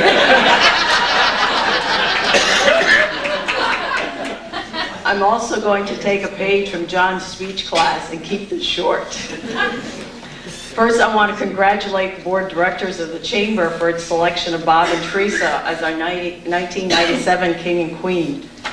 We have heard over and over again how Bob and Theresa's interest in caring for their fellow human beings and for their community has benefited all of us. Their community involvement didn't start with retirement. I remember when I was in high school, and that's just a few short years ago, over 40 years ago to be exact, and Bob and Theresa were newlyweds when they took a carload of St. Mary's High School students to the St. Michael's Playhouse for summer theater. Now, they didn't have children in high school, they just got married, but they were doing things for people way back then. Most of us have been recipients of Bob's interest in research in our area history. He is very generous with his copies of newspaper articles and pictures that he thinks will interest us. I happened to mention to Bob where I was going on vacation a few years ago. And he said, "Let me see if I have anything about that place." At the end of the day, he showed up with a shopping bag of magazine articles and video tapes. This isn't surprising since he has a huge collection of magazine and videos. However, I was going to an almost unknown and unheard of place called the Galapagos Islands off the coast of Ecuador. So that tells you the extent of his collection. Bob and Theresa are always willing to help and do what they can to make life better for someone. I appreciated their presence and their love at the time of Larry's death. Larry had turned to Bob for reassurance and advice when he was planning to move his office. He valued Bob's input. Those of us fortunate enough to attend St. Mary's Church benefit from Theresa's decorative skills. The beautifully arranged flowers and plants and other special touches are appreciated by us all, Theresa. I wish both of you many more years of health and happiness and hope that you will continue to serve this community. Thank you for being you. We have been blessed and our community is better today because of your giving and caring. On behalf of the county legislature, I have a resolution to present to our King and Queen.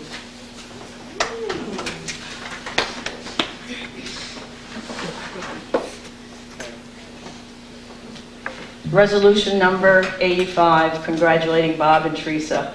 It was a motion by Mrs. Paquette, Mr. Giroux, Mr. Trombley, Mrs. Perry, and Mrs. Dufresne, our county legislators.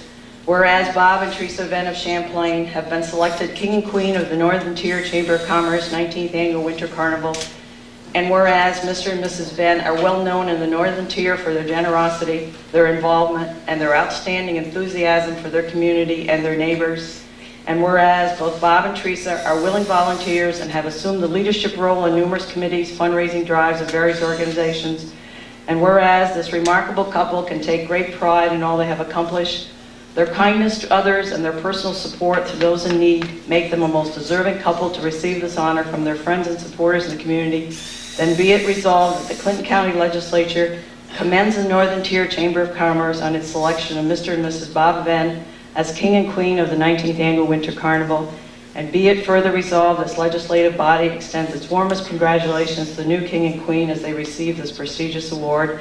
Was seconded by Mr. Bruno, Mr. Garrett, Mr. May, Mr. Blaze, and Mr. Shimko, and signed by William Bingle, Clerk of the Legislature.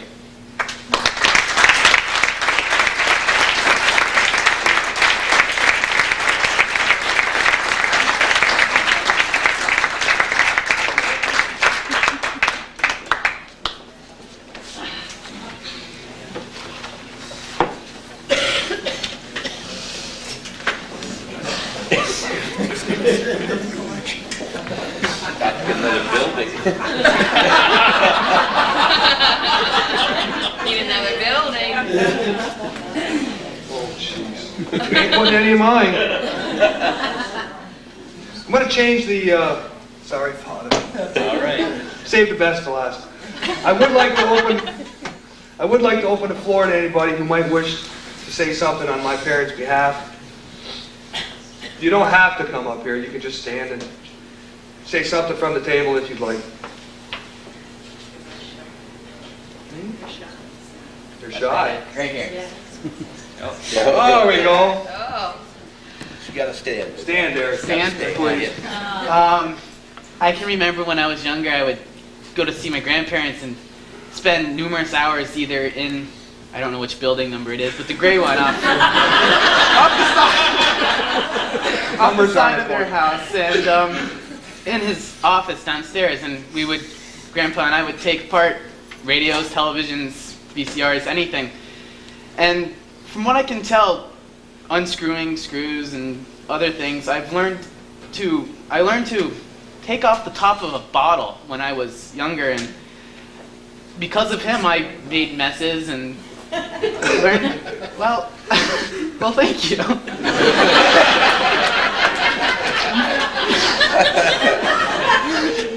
I just would like to say that. That's all.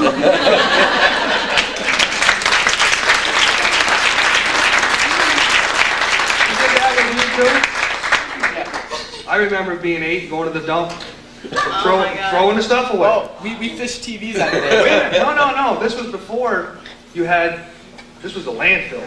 And the dump was up here. And my sisters and I would have to scrummage through the garbage to find baby jar bottles. So and they weren't any good without the lids. You used to, how you nail the lids up on a board and screw your screws, nuts, bolts. But we used to have to dig them out. And I remember taking radios and stuff apart when I was 8. You know what? The wires we used to take off, you still got it. And John, that light bulb, I took that off. Anybody else? I'm not done yet. Oh, you want to say something?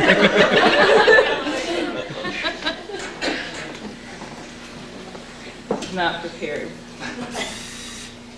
There isn't anyone in this room who doesn't get a thrill out of an unexpected compliment or an unexpected message. And Bob is the king of the surprise compliment.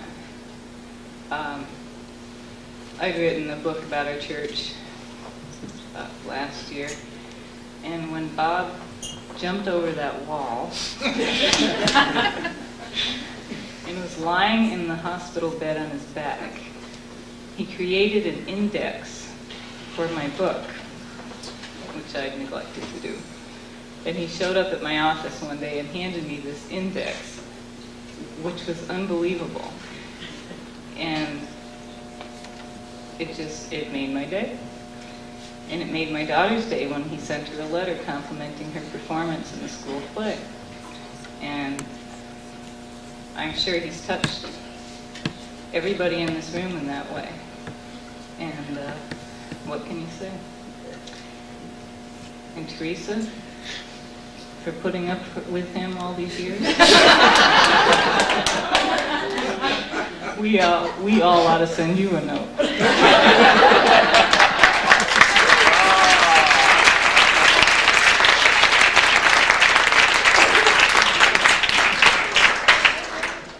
I decided I would Well, look who's come up here to join us. I write well, but I don't speak well. From the heart, I would be in tears. I'd need tissues galore. But as I hear people speaking about my parents, no, it won't be sentimental. I can't do that. I'll put that right there because I won't need it. But as different people have spoken tonight about my parents, it's brought to my remembrance, as my daughter used to say. It wasn't her memory or let's try to remember. It was her remembery of things. I had a friend once who taught kindergarten. She was going to make rock and roll ice cream, where you put the whatever ice, the dry ice on the outside of a big can and all the ingredients inside of a smaller coffee can. And you have the kids roll it back and forth on the floor to make ice cream. She couldn't find enough large coffee cans, so she called me. I said, if anybody's got coffee cans, this man does. So I called him. No problem, Sue. I'll let you have as many cans as you need. But make sure she returns them. Someone else may need them someday. Now, it clicked on right there. I watched his show one day. He was on a train to Plattsburgh.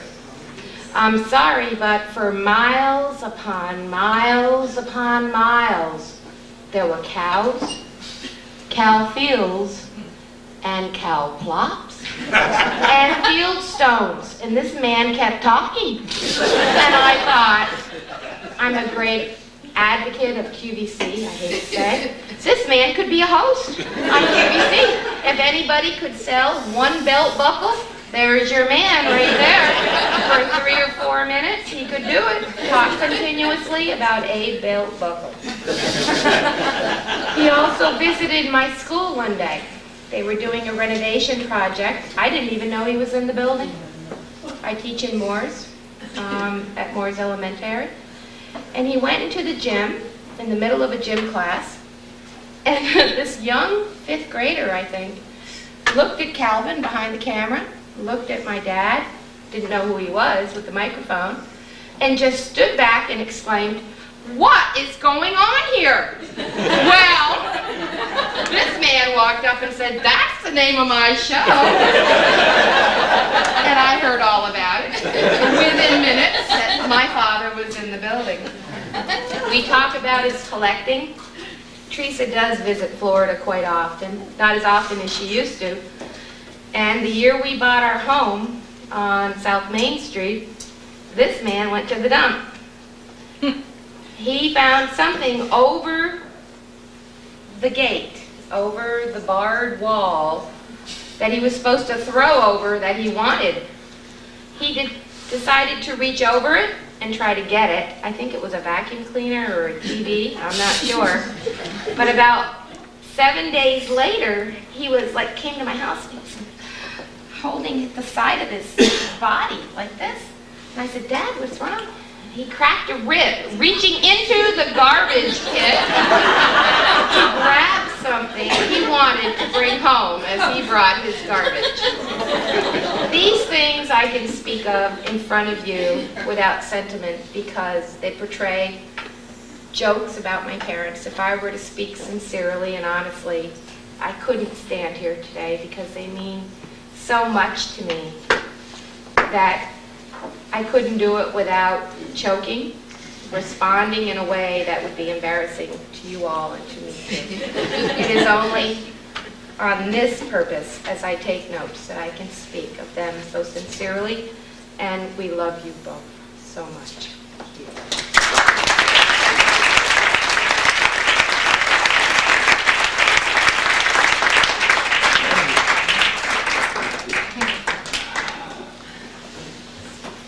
Well, I won't lie either. I wrote the funny stuff, she wrote the serious stuff. She's making me read it. I do have a couple letters to, what did you want to say? I did. I'm getting pushed here. Make it short. Take your time. It is very short. Okay. I just wanted to say that Bob Venne comes to every event that happens with his video camera. And they're just the most wonderful, wonderful videos when he's done with them. And then he makes sure we get more than one copy so that everyone in the family can have a copy. And I would never think to hire a video camera person to come in and do something for one of my children's weddings or events. But my daughter-in-law's family did hire a videoist to come in and do my son and daughter-in-law's wedding. And that didn't bother Bob at all. He set his up and he did his thing, and the video cameraman did his thing. And when she got the professional copy, when the family got the professional copy, they were most disappointed. And then along came Bob with his copy, and also gave a copy to my daughter-in-law's family. They put the professional one in the drawer, and they still watch yours, because yours is the best.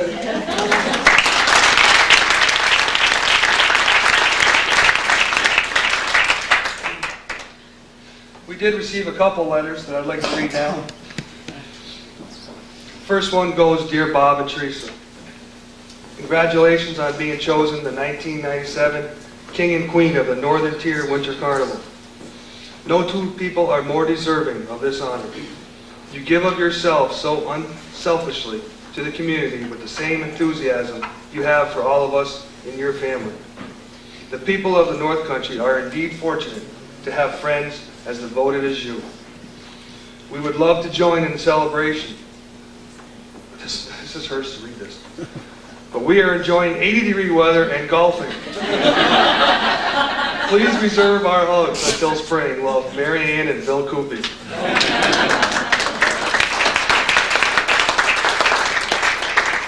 Have one more, and I'm told this is the first woman Dad slept with.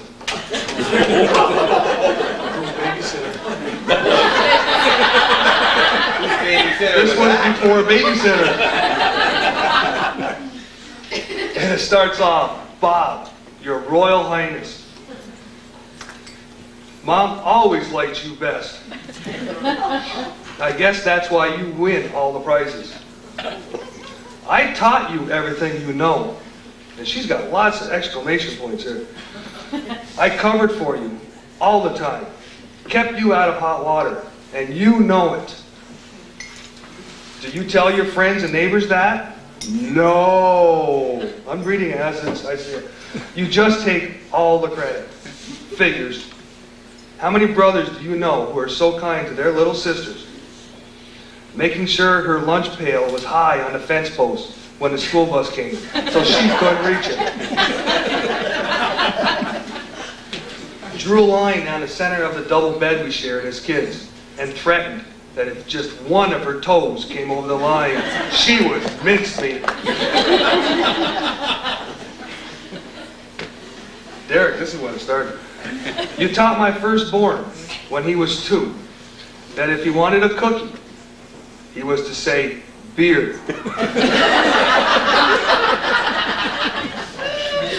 And that a little doggy was pronounced, cow. Thank goodness. Thank goodness Theresa came along. Thank you, Theresa. Ed and I wish we could be there to share this important time with you. You are both special and so deserving of this. Congratulations and our very best wishes to you both. I love you both. Mona Marie, my father's sister.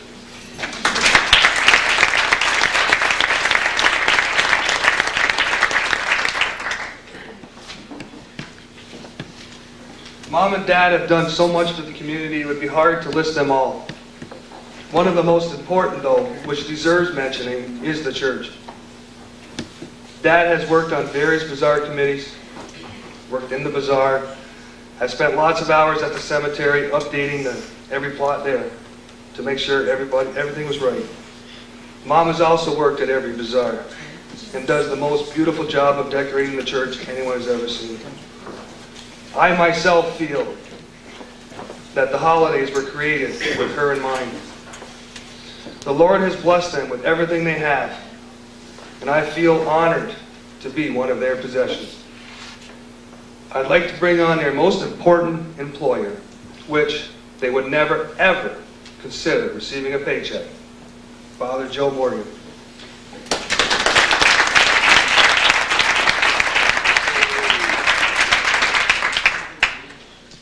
I don't know, the Lord issues pretty big checks. I too want to congratulate Theresa and Bob on this great honor. So fitting, I think, for them to be this year's King and Queen of the Winter Carnival. They have a great love for their church, and it shows itself in so many ways, certainly among our more active parishioners. When I came to St. Mary's, even before I was pastor here, I came to meet with Father Susi.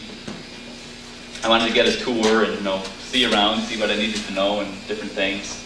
Well, we were out on our way up to the Church Street Cemetery when we passed by the Venne's house. And there was Theresa just getting out of the car, or maybe just in. I don't know how many people have seen the car stop, but usually it keeps going. Anyway, Father pulled into the driveway and introduced me to Theresa. He said, "Here's your church decorator." I said, "That's great." Oftentimes, at Mass, Theresa will be trying to come up with some kind of theme or idea for a new season of decorating, and I'm sure it's not usually my words that have her so distracted. But then, all of a sudden, it'd be like a light clicks on. You say, "She's doing it again here." I think it's kind of difficult, perhaps, to keep waiting until Mass can be over before she can write down her ideas or talk about them with somebody. But anyway, this past Christmas, several people said to me, "Father, Theresa says you're making the decisions about decorating this year." Even Donald said that, Theresa. Yes. I told him you were. I said, "Come on, everybody knows who's really in charge here." I'm not the employer. Thank God she does. She does a great job, and I'm grateful. Another one of my very first days here in the parish, I think it was my second day actually, I had to start making arrangements for somebody's burial. I said, "Holy cow, now where do I go?" Somebody said, "Call Bob Venne." I said, "All right." So I called Bob. I didn't know which cemetery I was looking at, let alone where the grave or where the lot was or anything else. But Bob did. The whole works. So he came to my rescue then and has repeatedly throughout these 4 years. And one of his ideas was to establish this cemetery committee. Because we come and go, as everybody knows, and there's no continuum really. And it's real helpful if somebody knows where somebody is, or how to find somebody, or whatever. So that was a great accomplishment, I think, and something that will keep on going. Everybody knows, and it's been said a couple of times, that if it's going to be done, it's going to be done right.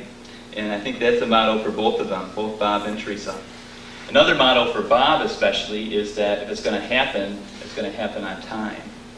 Isn't that true? Isn't that true? Yeah. I've heard stories about Bob not waiting for a thing. Walking out of a dinner, walking out of doctor's appointments, whatever it is. I haven't seen him walk out of church yet. We hear about it. However, again, early in my stay here, one day, it was after the weekend, Bob says, "Father, I don't wait for a thing. I don't wait for appointments. I won't wait around for a harvest dinner. If I can't get in there and eat, I'm not staying." I said, "Okay." I said, "Wonder where this is going." Well, I didn't have to wait long. He said, "You were late for Mass on Sunday." I said, "I was?" He said, "Father, you were 12 and a half hours late." I said, "Now, come on." I said, "I've called the late Father Morgan sometimes, but that's a little ridiculous." I said, "Father, there were 250 people in church. You started 3 minutes late. That's 750 minutes. 12 and a half hours."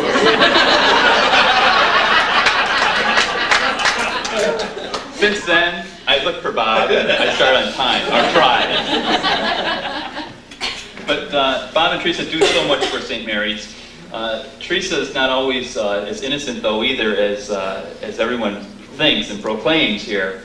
She's got her jokester genes, too. In fact, just today, just before Mass, isn't it true, Jack? Jack Dawson was reading today, and I went to take off my boots. I always wear my boots over, and I have shoes that I leave in church because it's easier, don't get them all messy and everything. So I just took my boots off and started putting on my shoes. All these stones come falling out. She'd been there again, undecorated. But they do so much for the parish and for this community, and we are grateful. And on behalf of our parish family, I thank them, and personally I thank them too, and offer them congratulations and much appreciation.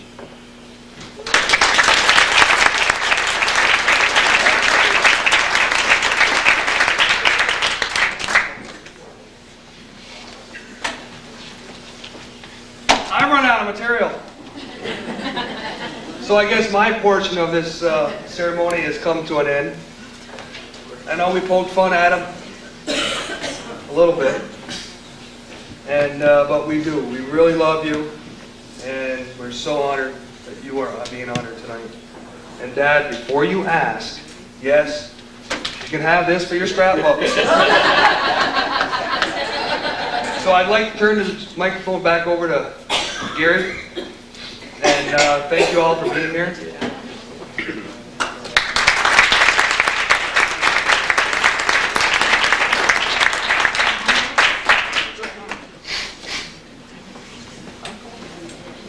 I'd like to thank all the speakers for coming tonight. It was outstanding. There's nothing else I can say. Well, yeah, there is one thing I can say. Theresa, you're a saint and an angel, and I'm not going to fool with perfection. Robert, I said I am having a garage sale this summer, so if you'd like to come down, and my babysitter's a lot younger, so here's her number. Sorry, Bob. Okay, I'd like to, Mr. and Mrs. Hucko, come up, please.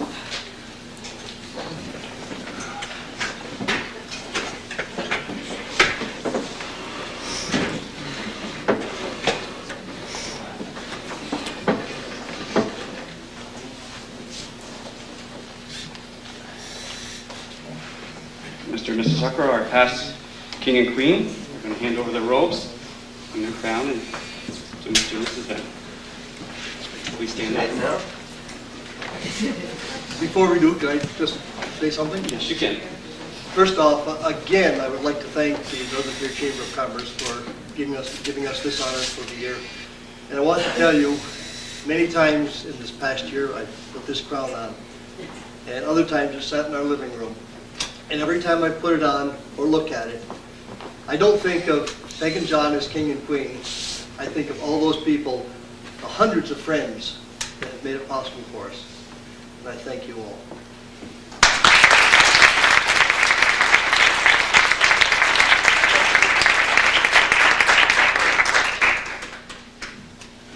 I'd like mine in it too.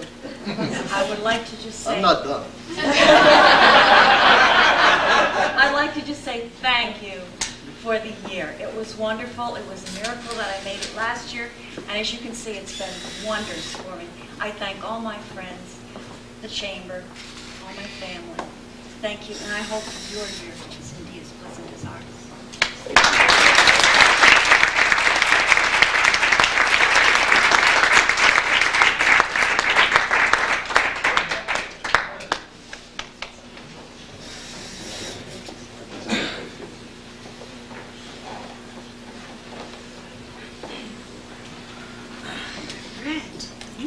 This is the only thing he has to give back.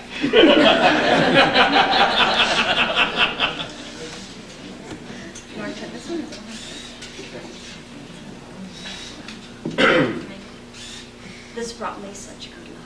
Oh, good. I need it.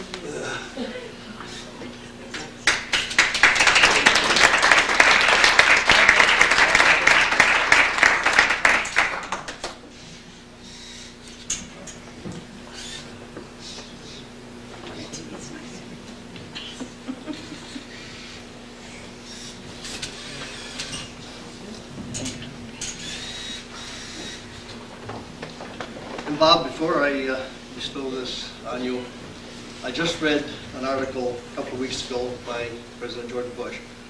And President Bush stated in the article that any successful life has to be the person who contributes to his community. You, sir, are a successful person. Thank you very much.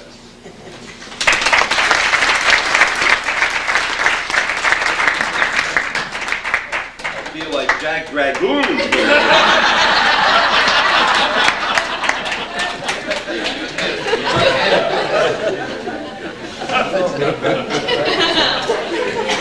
Ladies and gentlemen, your king and queen.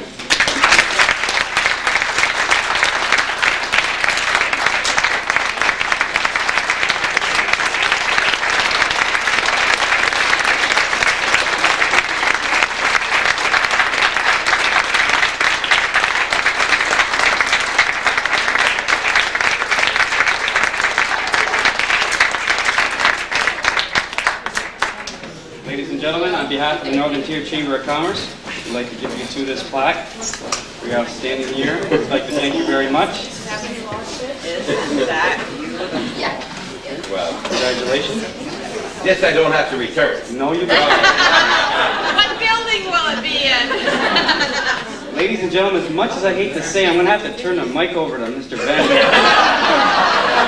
If you got a couple hours, the bar's still open.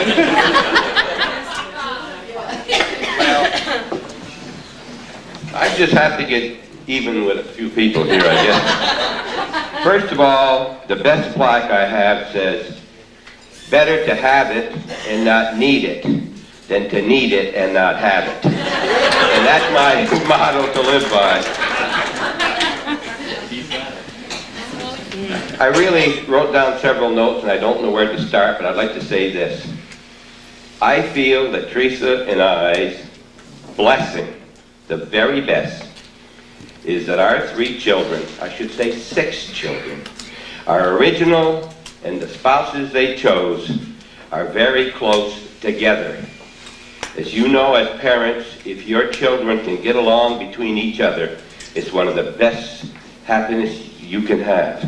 And we are very, very proud that they are friends to each other. I have never seen, they may have been, but I've never seen any jealousy between them. We tried to treat them equally, both in praise and in punishment. I have never, I can't say I've never spanked my children. I've never spanked Barbara. I remember spanking Tom once and Sue once, and that's all. That's all. And I suppose in this day and age, it had me arrested. I'm proud of my children and their children, and I don't think I did wrong. And let me just say a couple things.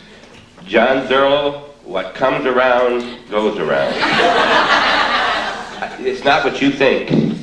His father, Louise's husband, was my mentor.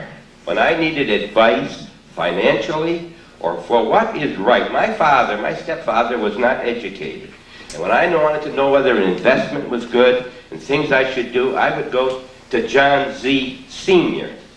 And he was always there for me, and I respected him, and it was my honor to be an MC for him, for Herwood Prevost, and 3 other times for the Citizen of the Year. And I was very honored to do this presentation as King and Queen for Lucille and Jules Treya. And I've done 50 to 70 MCs.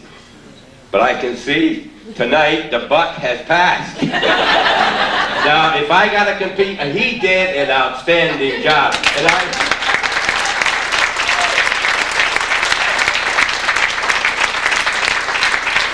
this is twice in 10 days that I have been exceedingly proud of my son, more than I ever had. He came back from a trip to St. Joe, Missouri, where he installed the machine for Prim Hall. He made a video of it, and I said, amazing, it's a great video, and he spoke into it, explained it, and he did a terrific job. I was impressed, and I was more than impressed tonight. I was proud, and I'm very happy to. Thank you very much. I wrote a couple of notes here.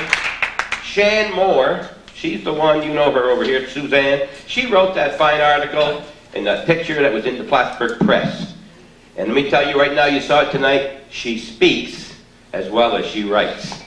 And thank you very much for that, Shan. And a nice article this past week in the North Country Catholic about St. Mary's Academy. Make sure you see that article. Calvin. I was proud to be also, that was one of the others I did for the Citizen of the Year. I was his MC. Calvin Castine is a very dedicated person who believes, like I do, in what he's doing. I wouldn't be spending 7 years, and I don't work very hard because I like what I'm doing, and I've got a certain amount of notoriety or something that people see me, they say hello, I don't know who they are.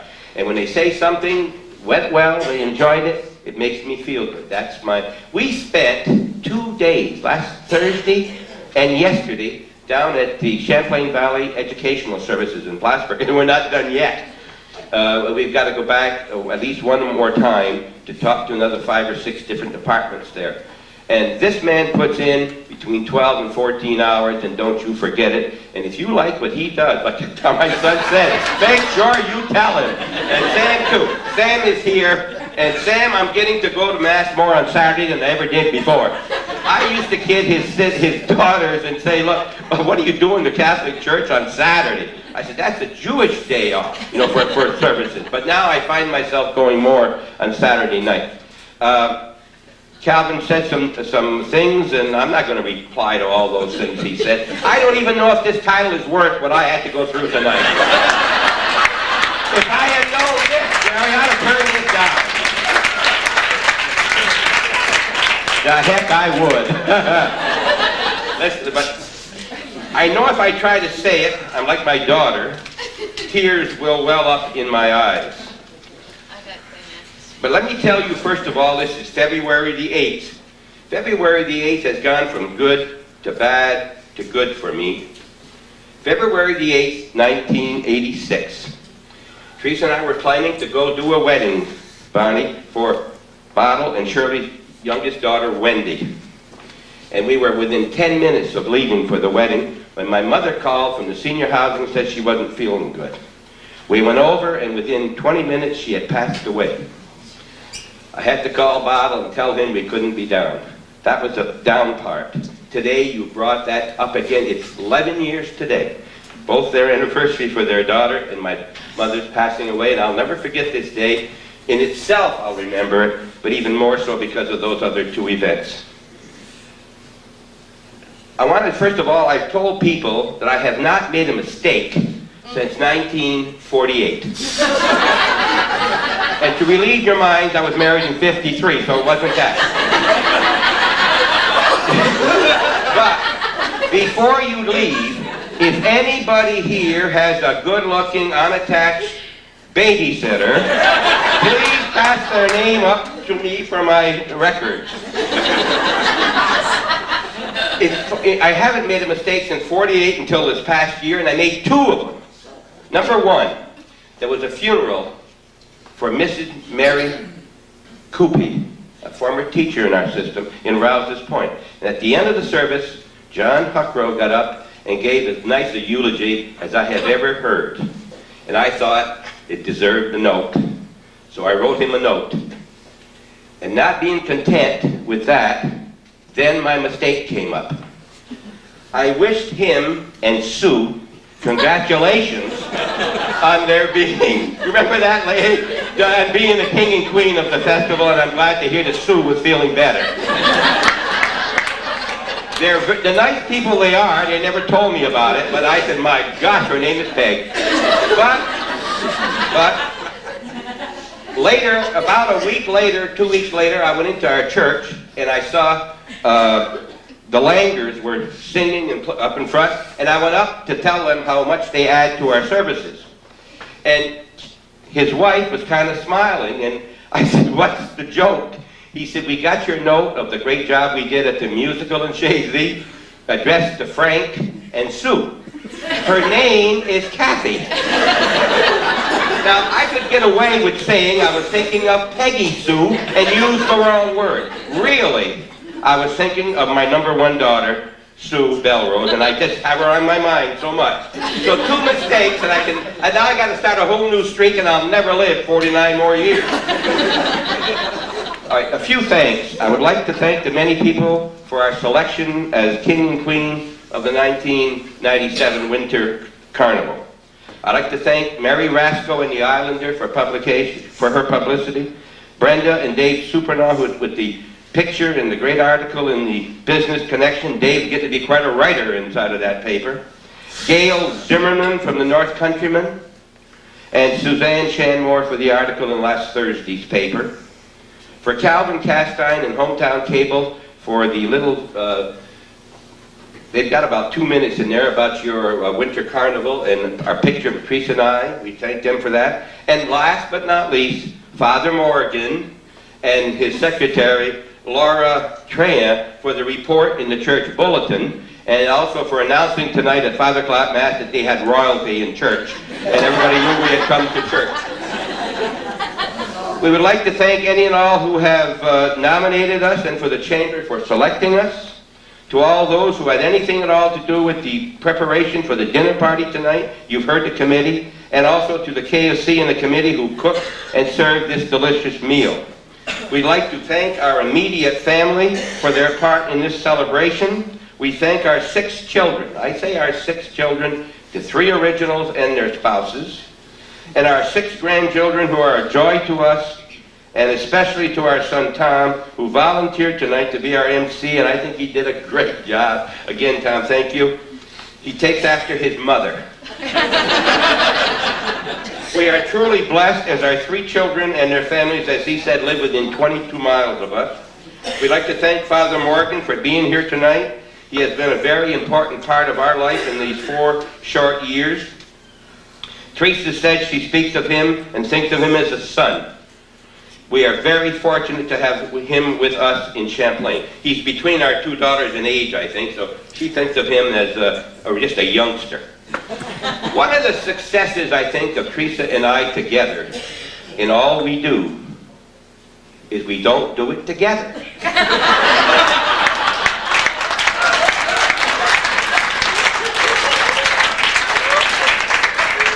Serious about that. We don't get on each other's nerves because we're in these different directions. I could not, if you paid me, become a hospice worker in any way. It takes an angel to do that job. An angel. Theresa they said to saint tonight. I wouldn't say a saint, but she's an angel. But not when she's home. She's not a devil, but she's not an angel. She's now a queen. I've heard such nice things, I want to make her queen for a day when we get home. I'd like to also thank Herman and Jean Joubert of Rouse's Point, who said they couldn't be with us tonight, but who sent flowers to our home, as did Lester and Shirley Coulombe of Champlain. We urge you to attend the antique show for the Winter Carnival in the basement of the church, or the church hall in Rouse's Point on the 23rd. Shirley's worked very hard with that over the years, and much of this you'll see over again if you want. I don't know about tonight on Hometown Cable. What time? What time? 12:30, 4:15, 8 o'clock, midnight, and 8 the following morning. All right. We want to thank all of those who phoned us for the many congratulatory letters and cards we got. Your comments as we walked on the street and in the stores. We had a call today from California. We had one yesterday from Washington, D.C., Bud LaPlante, Bob and I's classmate there. We had them from Monsignor White from Elizabethtown called. It's just been a great thing for us, people we hadn't heard from for a while. We'll always be grateful for as long as we live. And we hope that's a long, long time. We thank all of you who came here tonight to be with us, and for those who wanted to, but for whatever reason were unable to make it. We thank Joan and Peggy Huckrow, most recent past king and queen, for their example for those who will follow. Did I say Sue? I did not. Oh, and also Sue, if that's whatever to be the case. Oh, I missed that. I had a great opportunity and I missed it. You said Joan. I did not. Her name isn't Peggy, it's Margaret. And there's another Margaret back there. Okay, now I don't know if I'm going to get through this, but I'm going to, three mistakes. I'd like to thank publicly here tonight the Queen, my wife, without whom I would never have been able to accomplish half of what I am credited with. She has been a good example I wish I knew her name, I'd use her name. She has been a good example for me, for our children and grandchildren, and all our family. She has always been ready and able, and I wish to say publicly that she's very difficult to keep up with. She's on some committee, I believe, and every morning they meet in either McDonald's, Arts, or some other restaurant where they discuss all the world problems over a cup of coffee. Others on that committee are here. There's 3 or 4 of them here who meet on that committee. All right? I want to say I love my wife very, very much. And I really don't know why I have to remind her of that. I told her that 2 years ago. She said, if you get a chance, throw it in. I am happy and proud that you chose her for this honor, because I don't think that she has had recognition like she deserves. And without her, I would not be here tonight. There's the lady that I think this couple is here for. And if she is really that good, as I said before, I'll make her queen for a day. I'd like to thank the Northern Tier Chamber of Commerce and wish you continued success in all your endeavors in the future. We thank you for all you've done for our area in the past, and we hope that you continue. You're a real asset to our communities. I'm very, very happy that all of you could attend. My wife will now say something. I usually restrict her, but she will say something. I'm very impressed with my children here tonight, and my oldest grandson, who is now a student at Clarkson and doing very well there. He came down for this, and thank you very much for that, Derek. And I didn't know that thing we did way back there was so impressionable in your mind. At this point, I'll say good night, everyone, and thank you very much for coming to be here with us all. Thank you.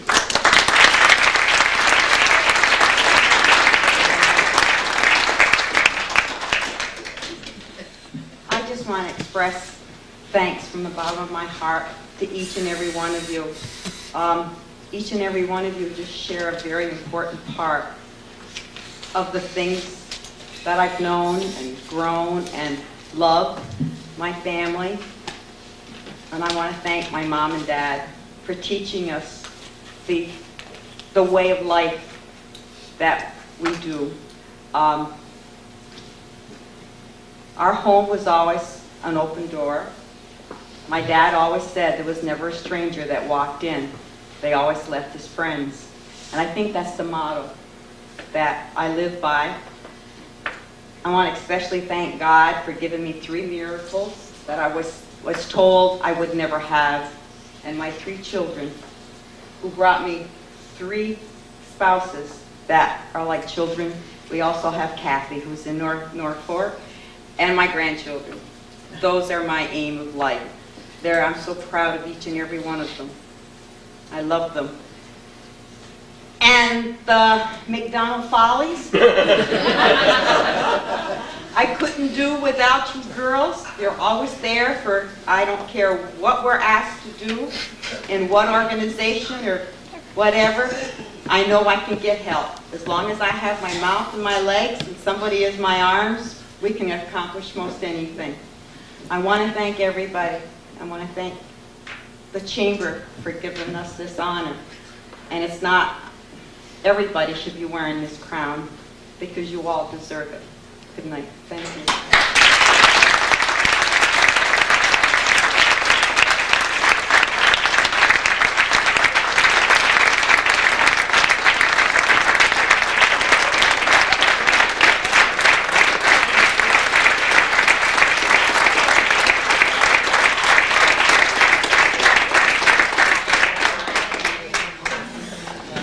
Ladies and gentlemen, before we say goodnight, we'd like all the royalty after this party to meet with the press. She would like to do an interview with you. I'd like to thank everybody from the Chamber for coming here, politicians, our friends, the Chamber members. The Father's going to bless this before we close tonight.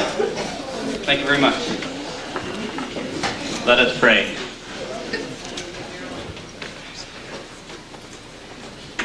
Lord God, help us always to appreciate your many gifts and blessings to us.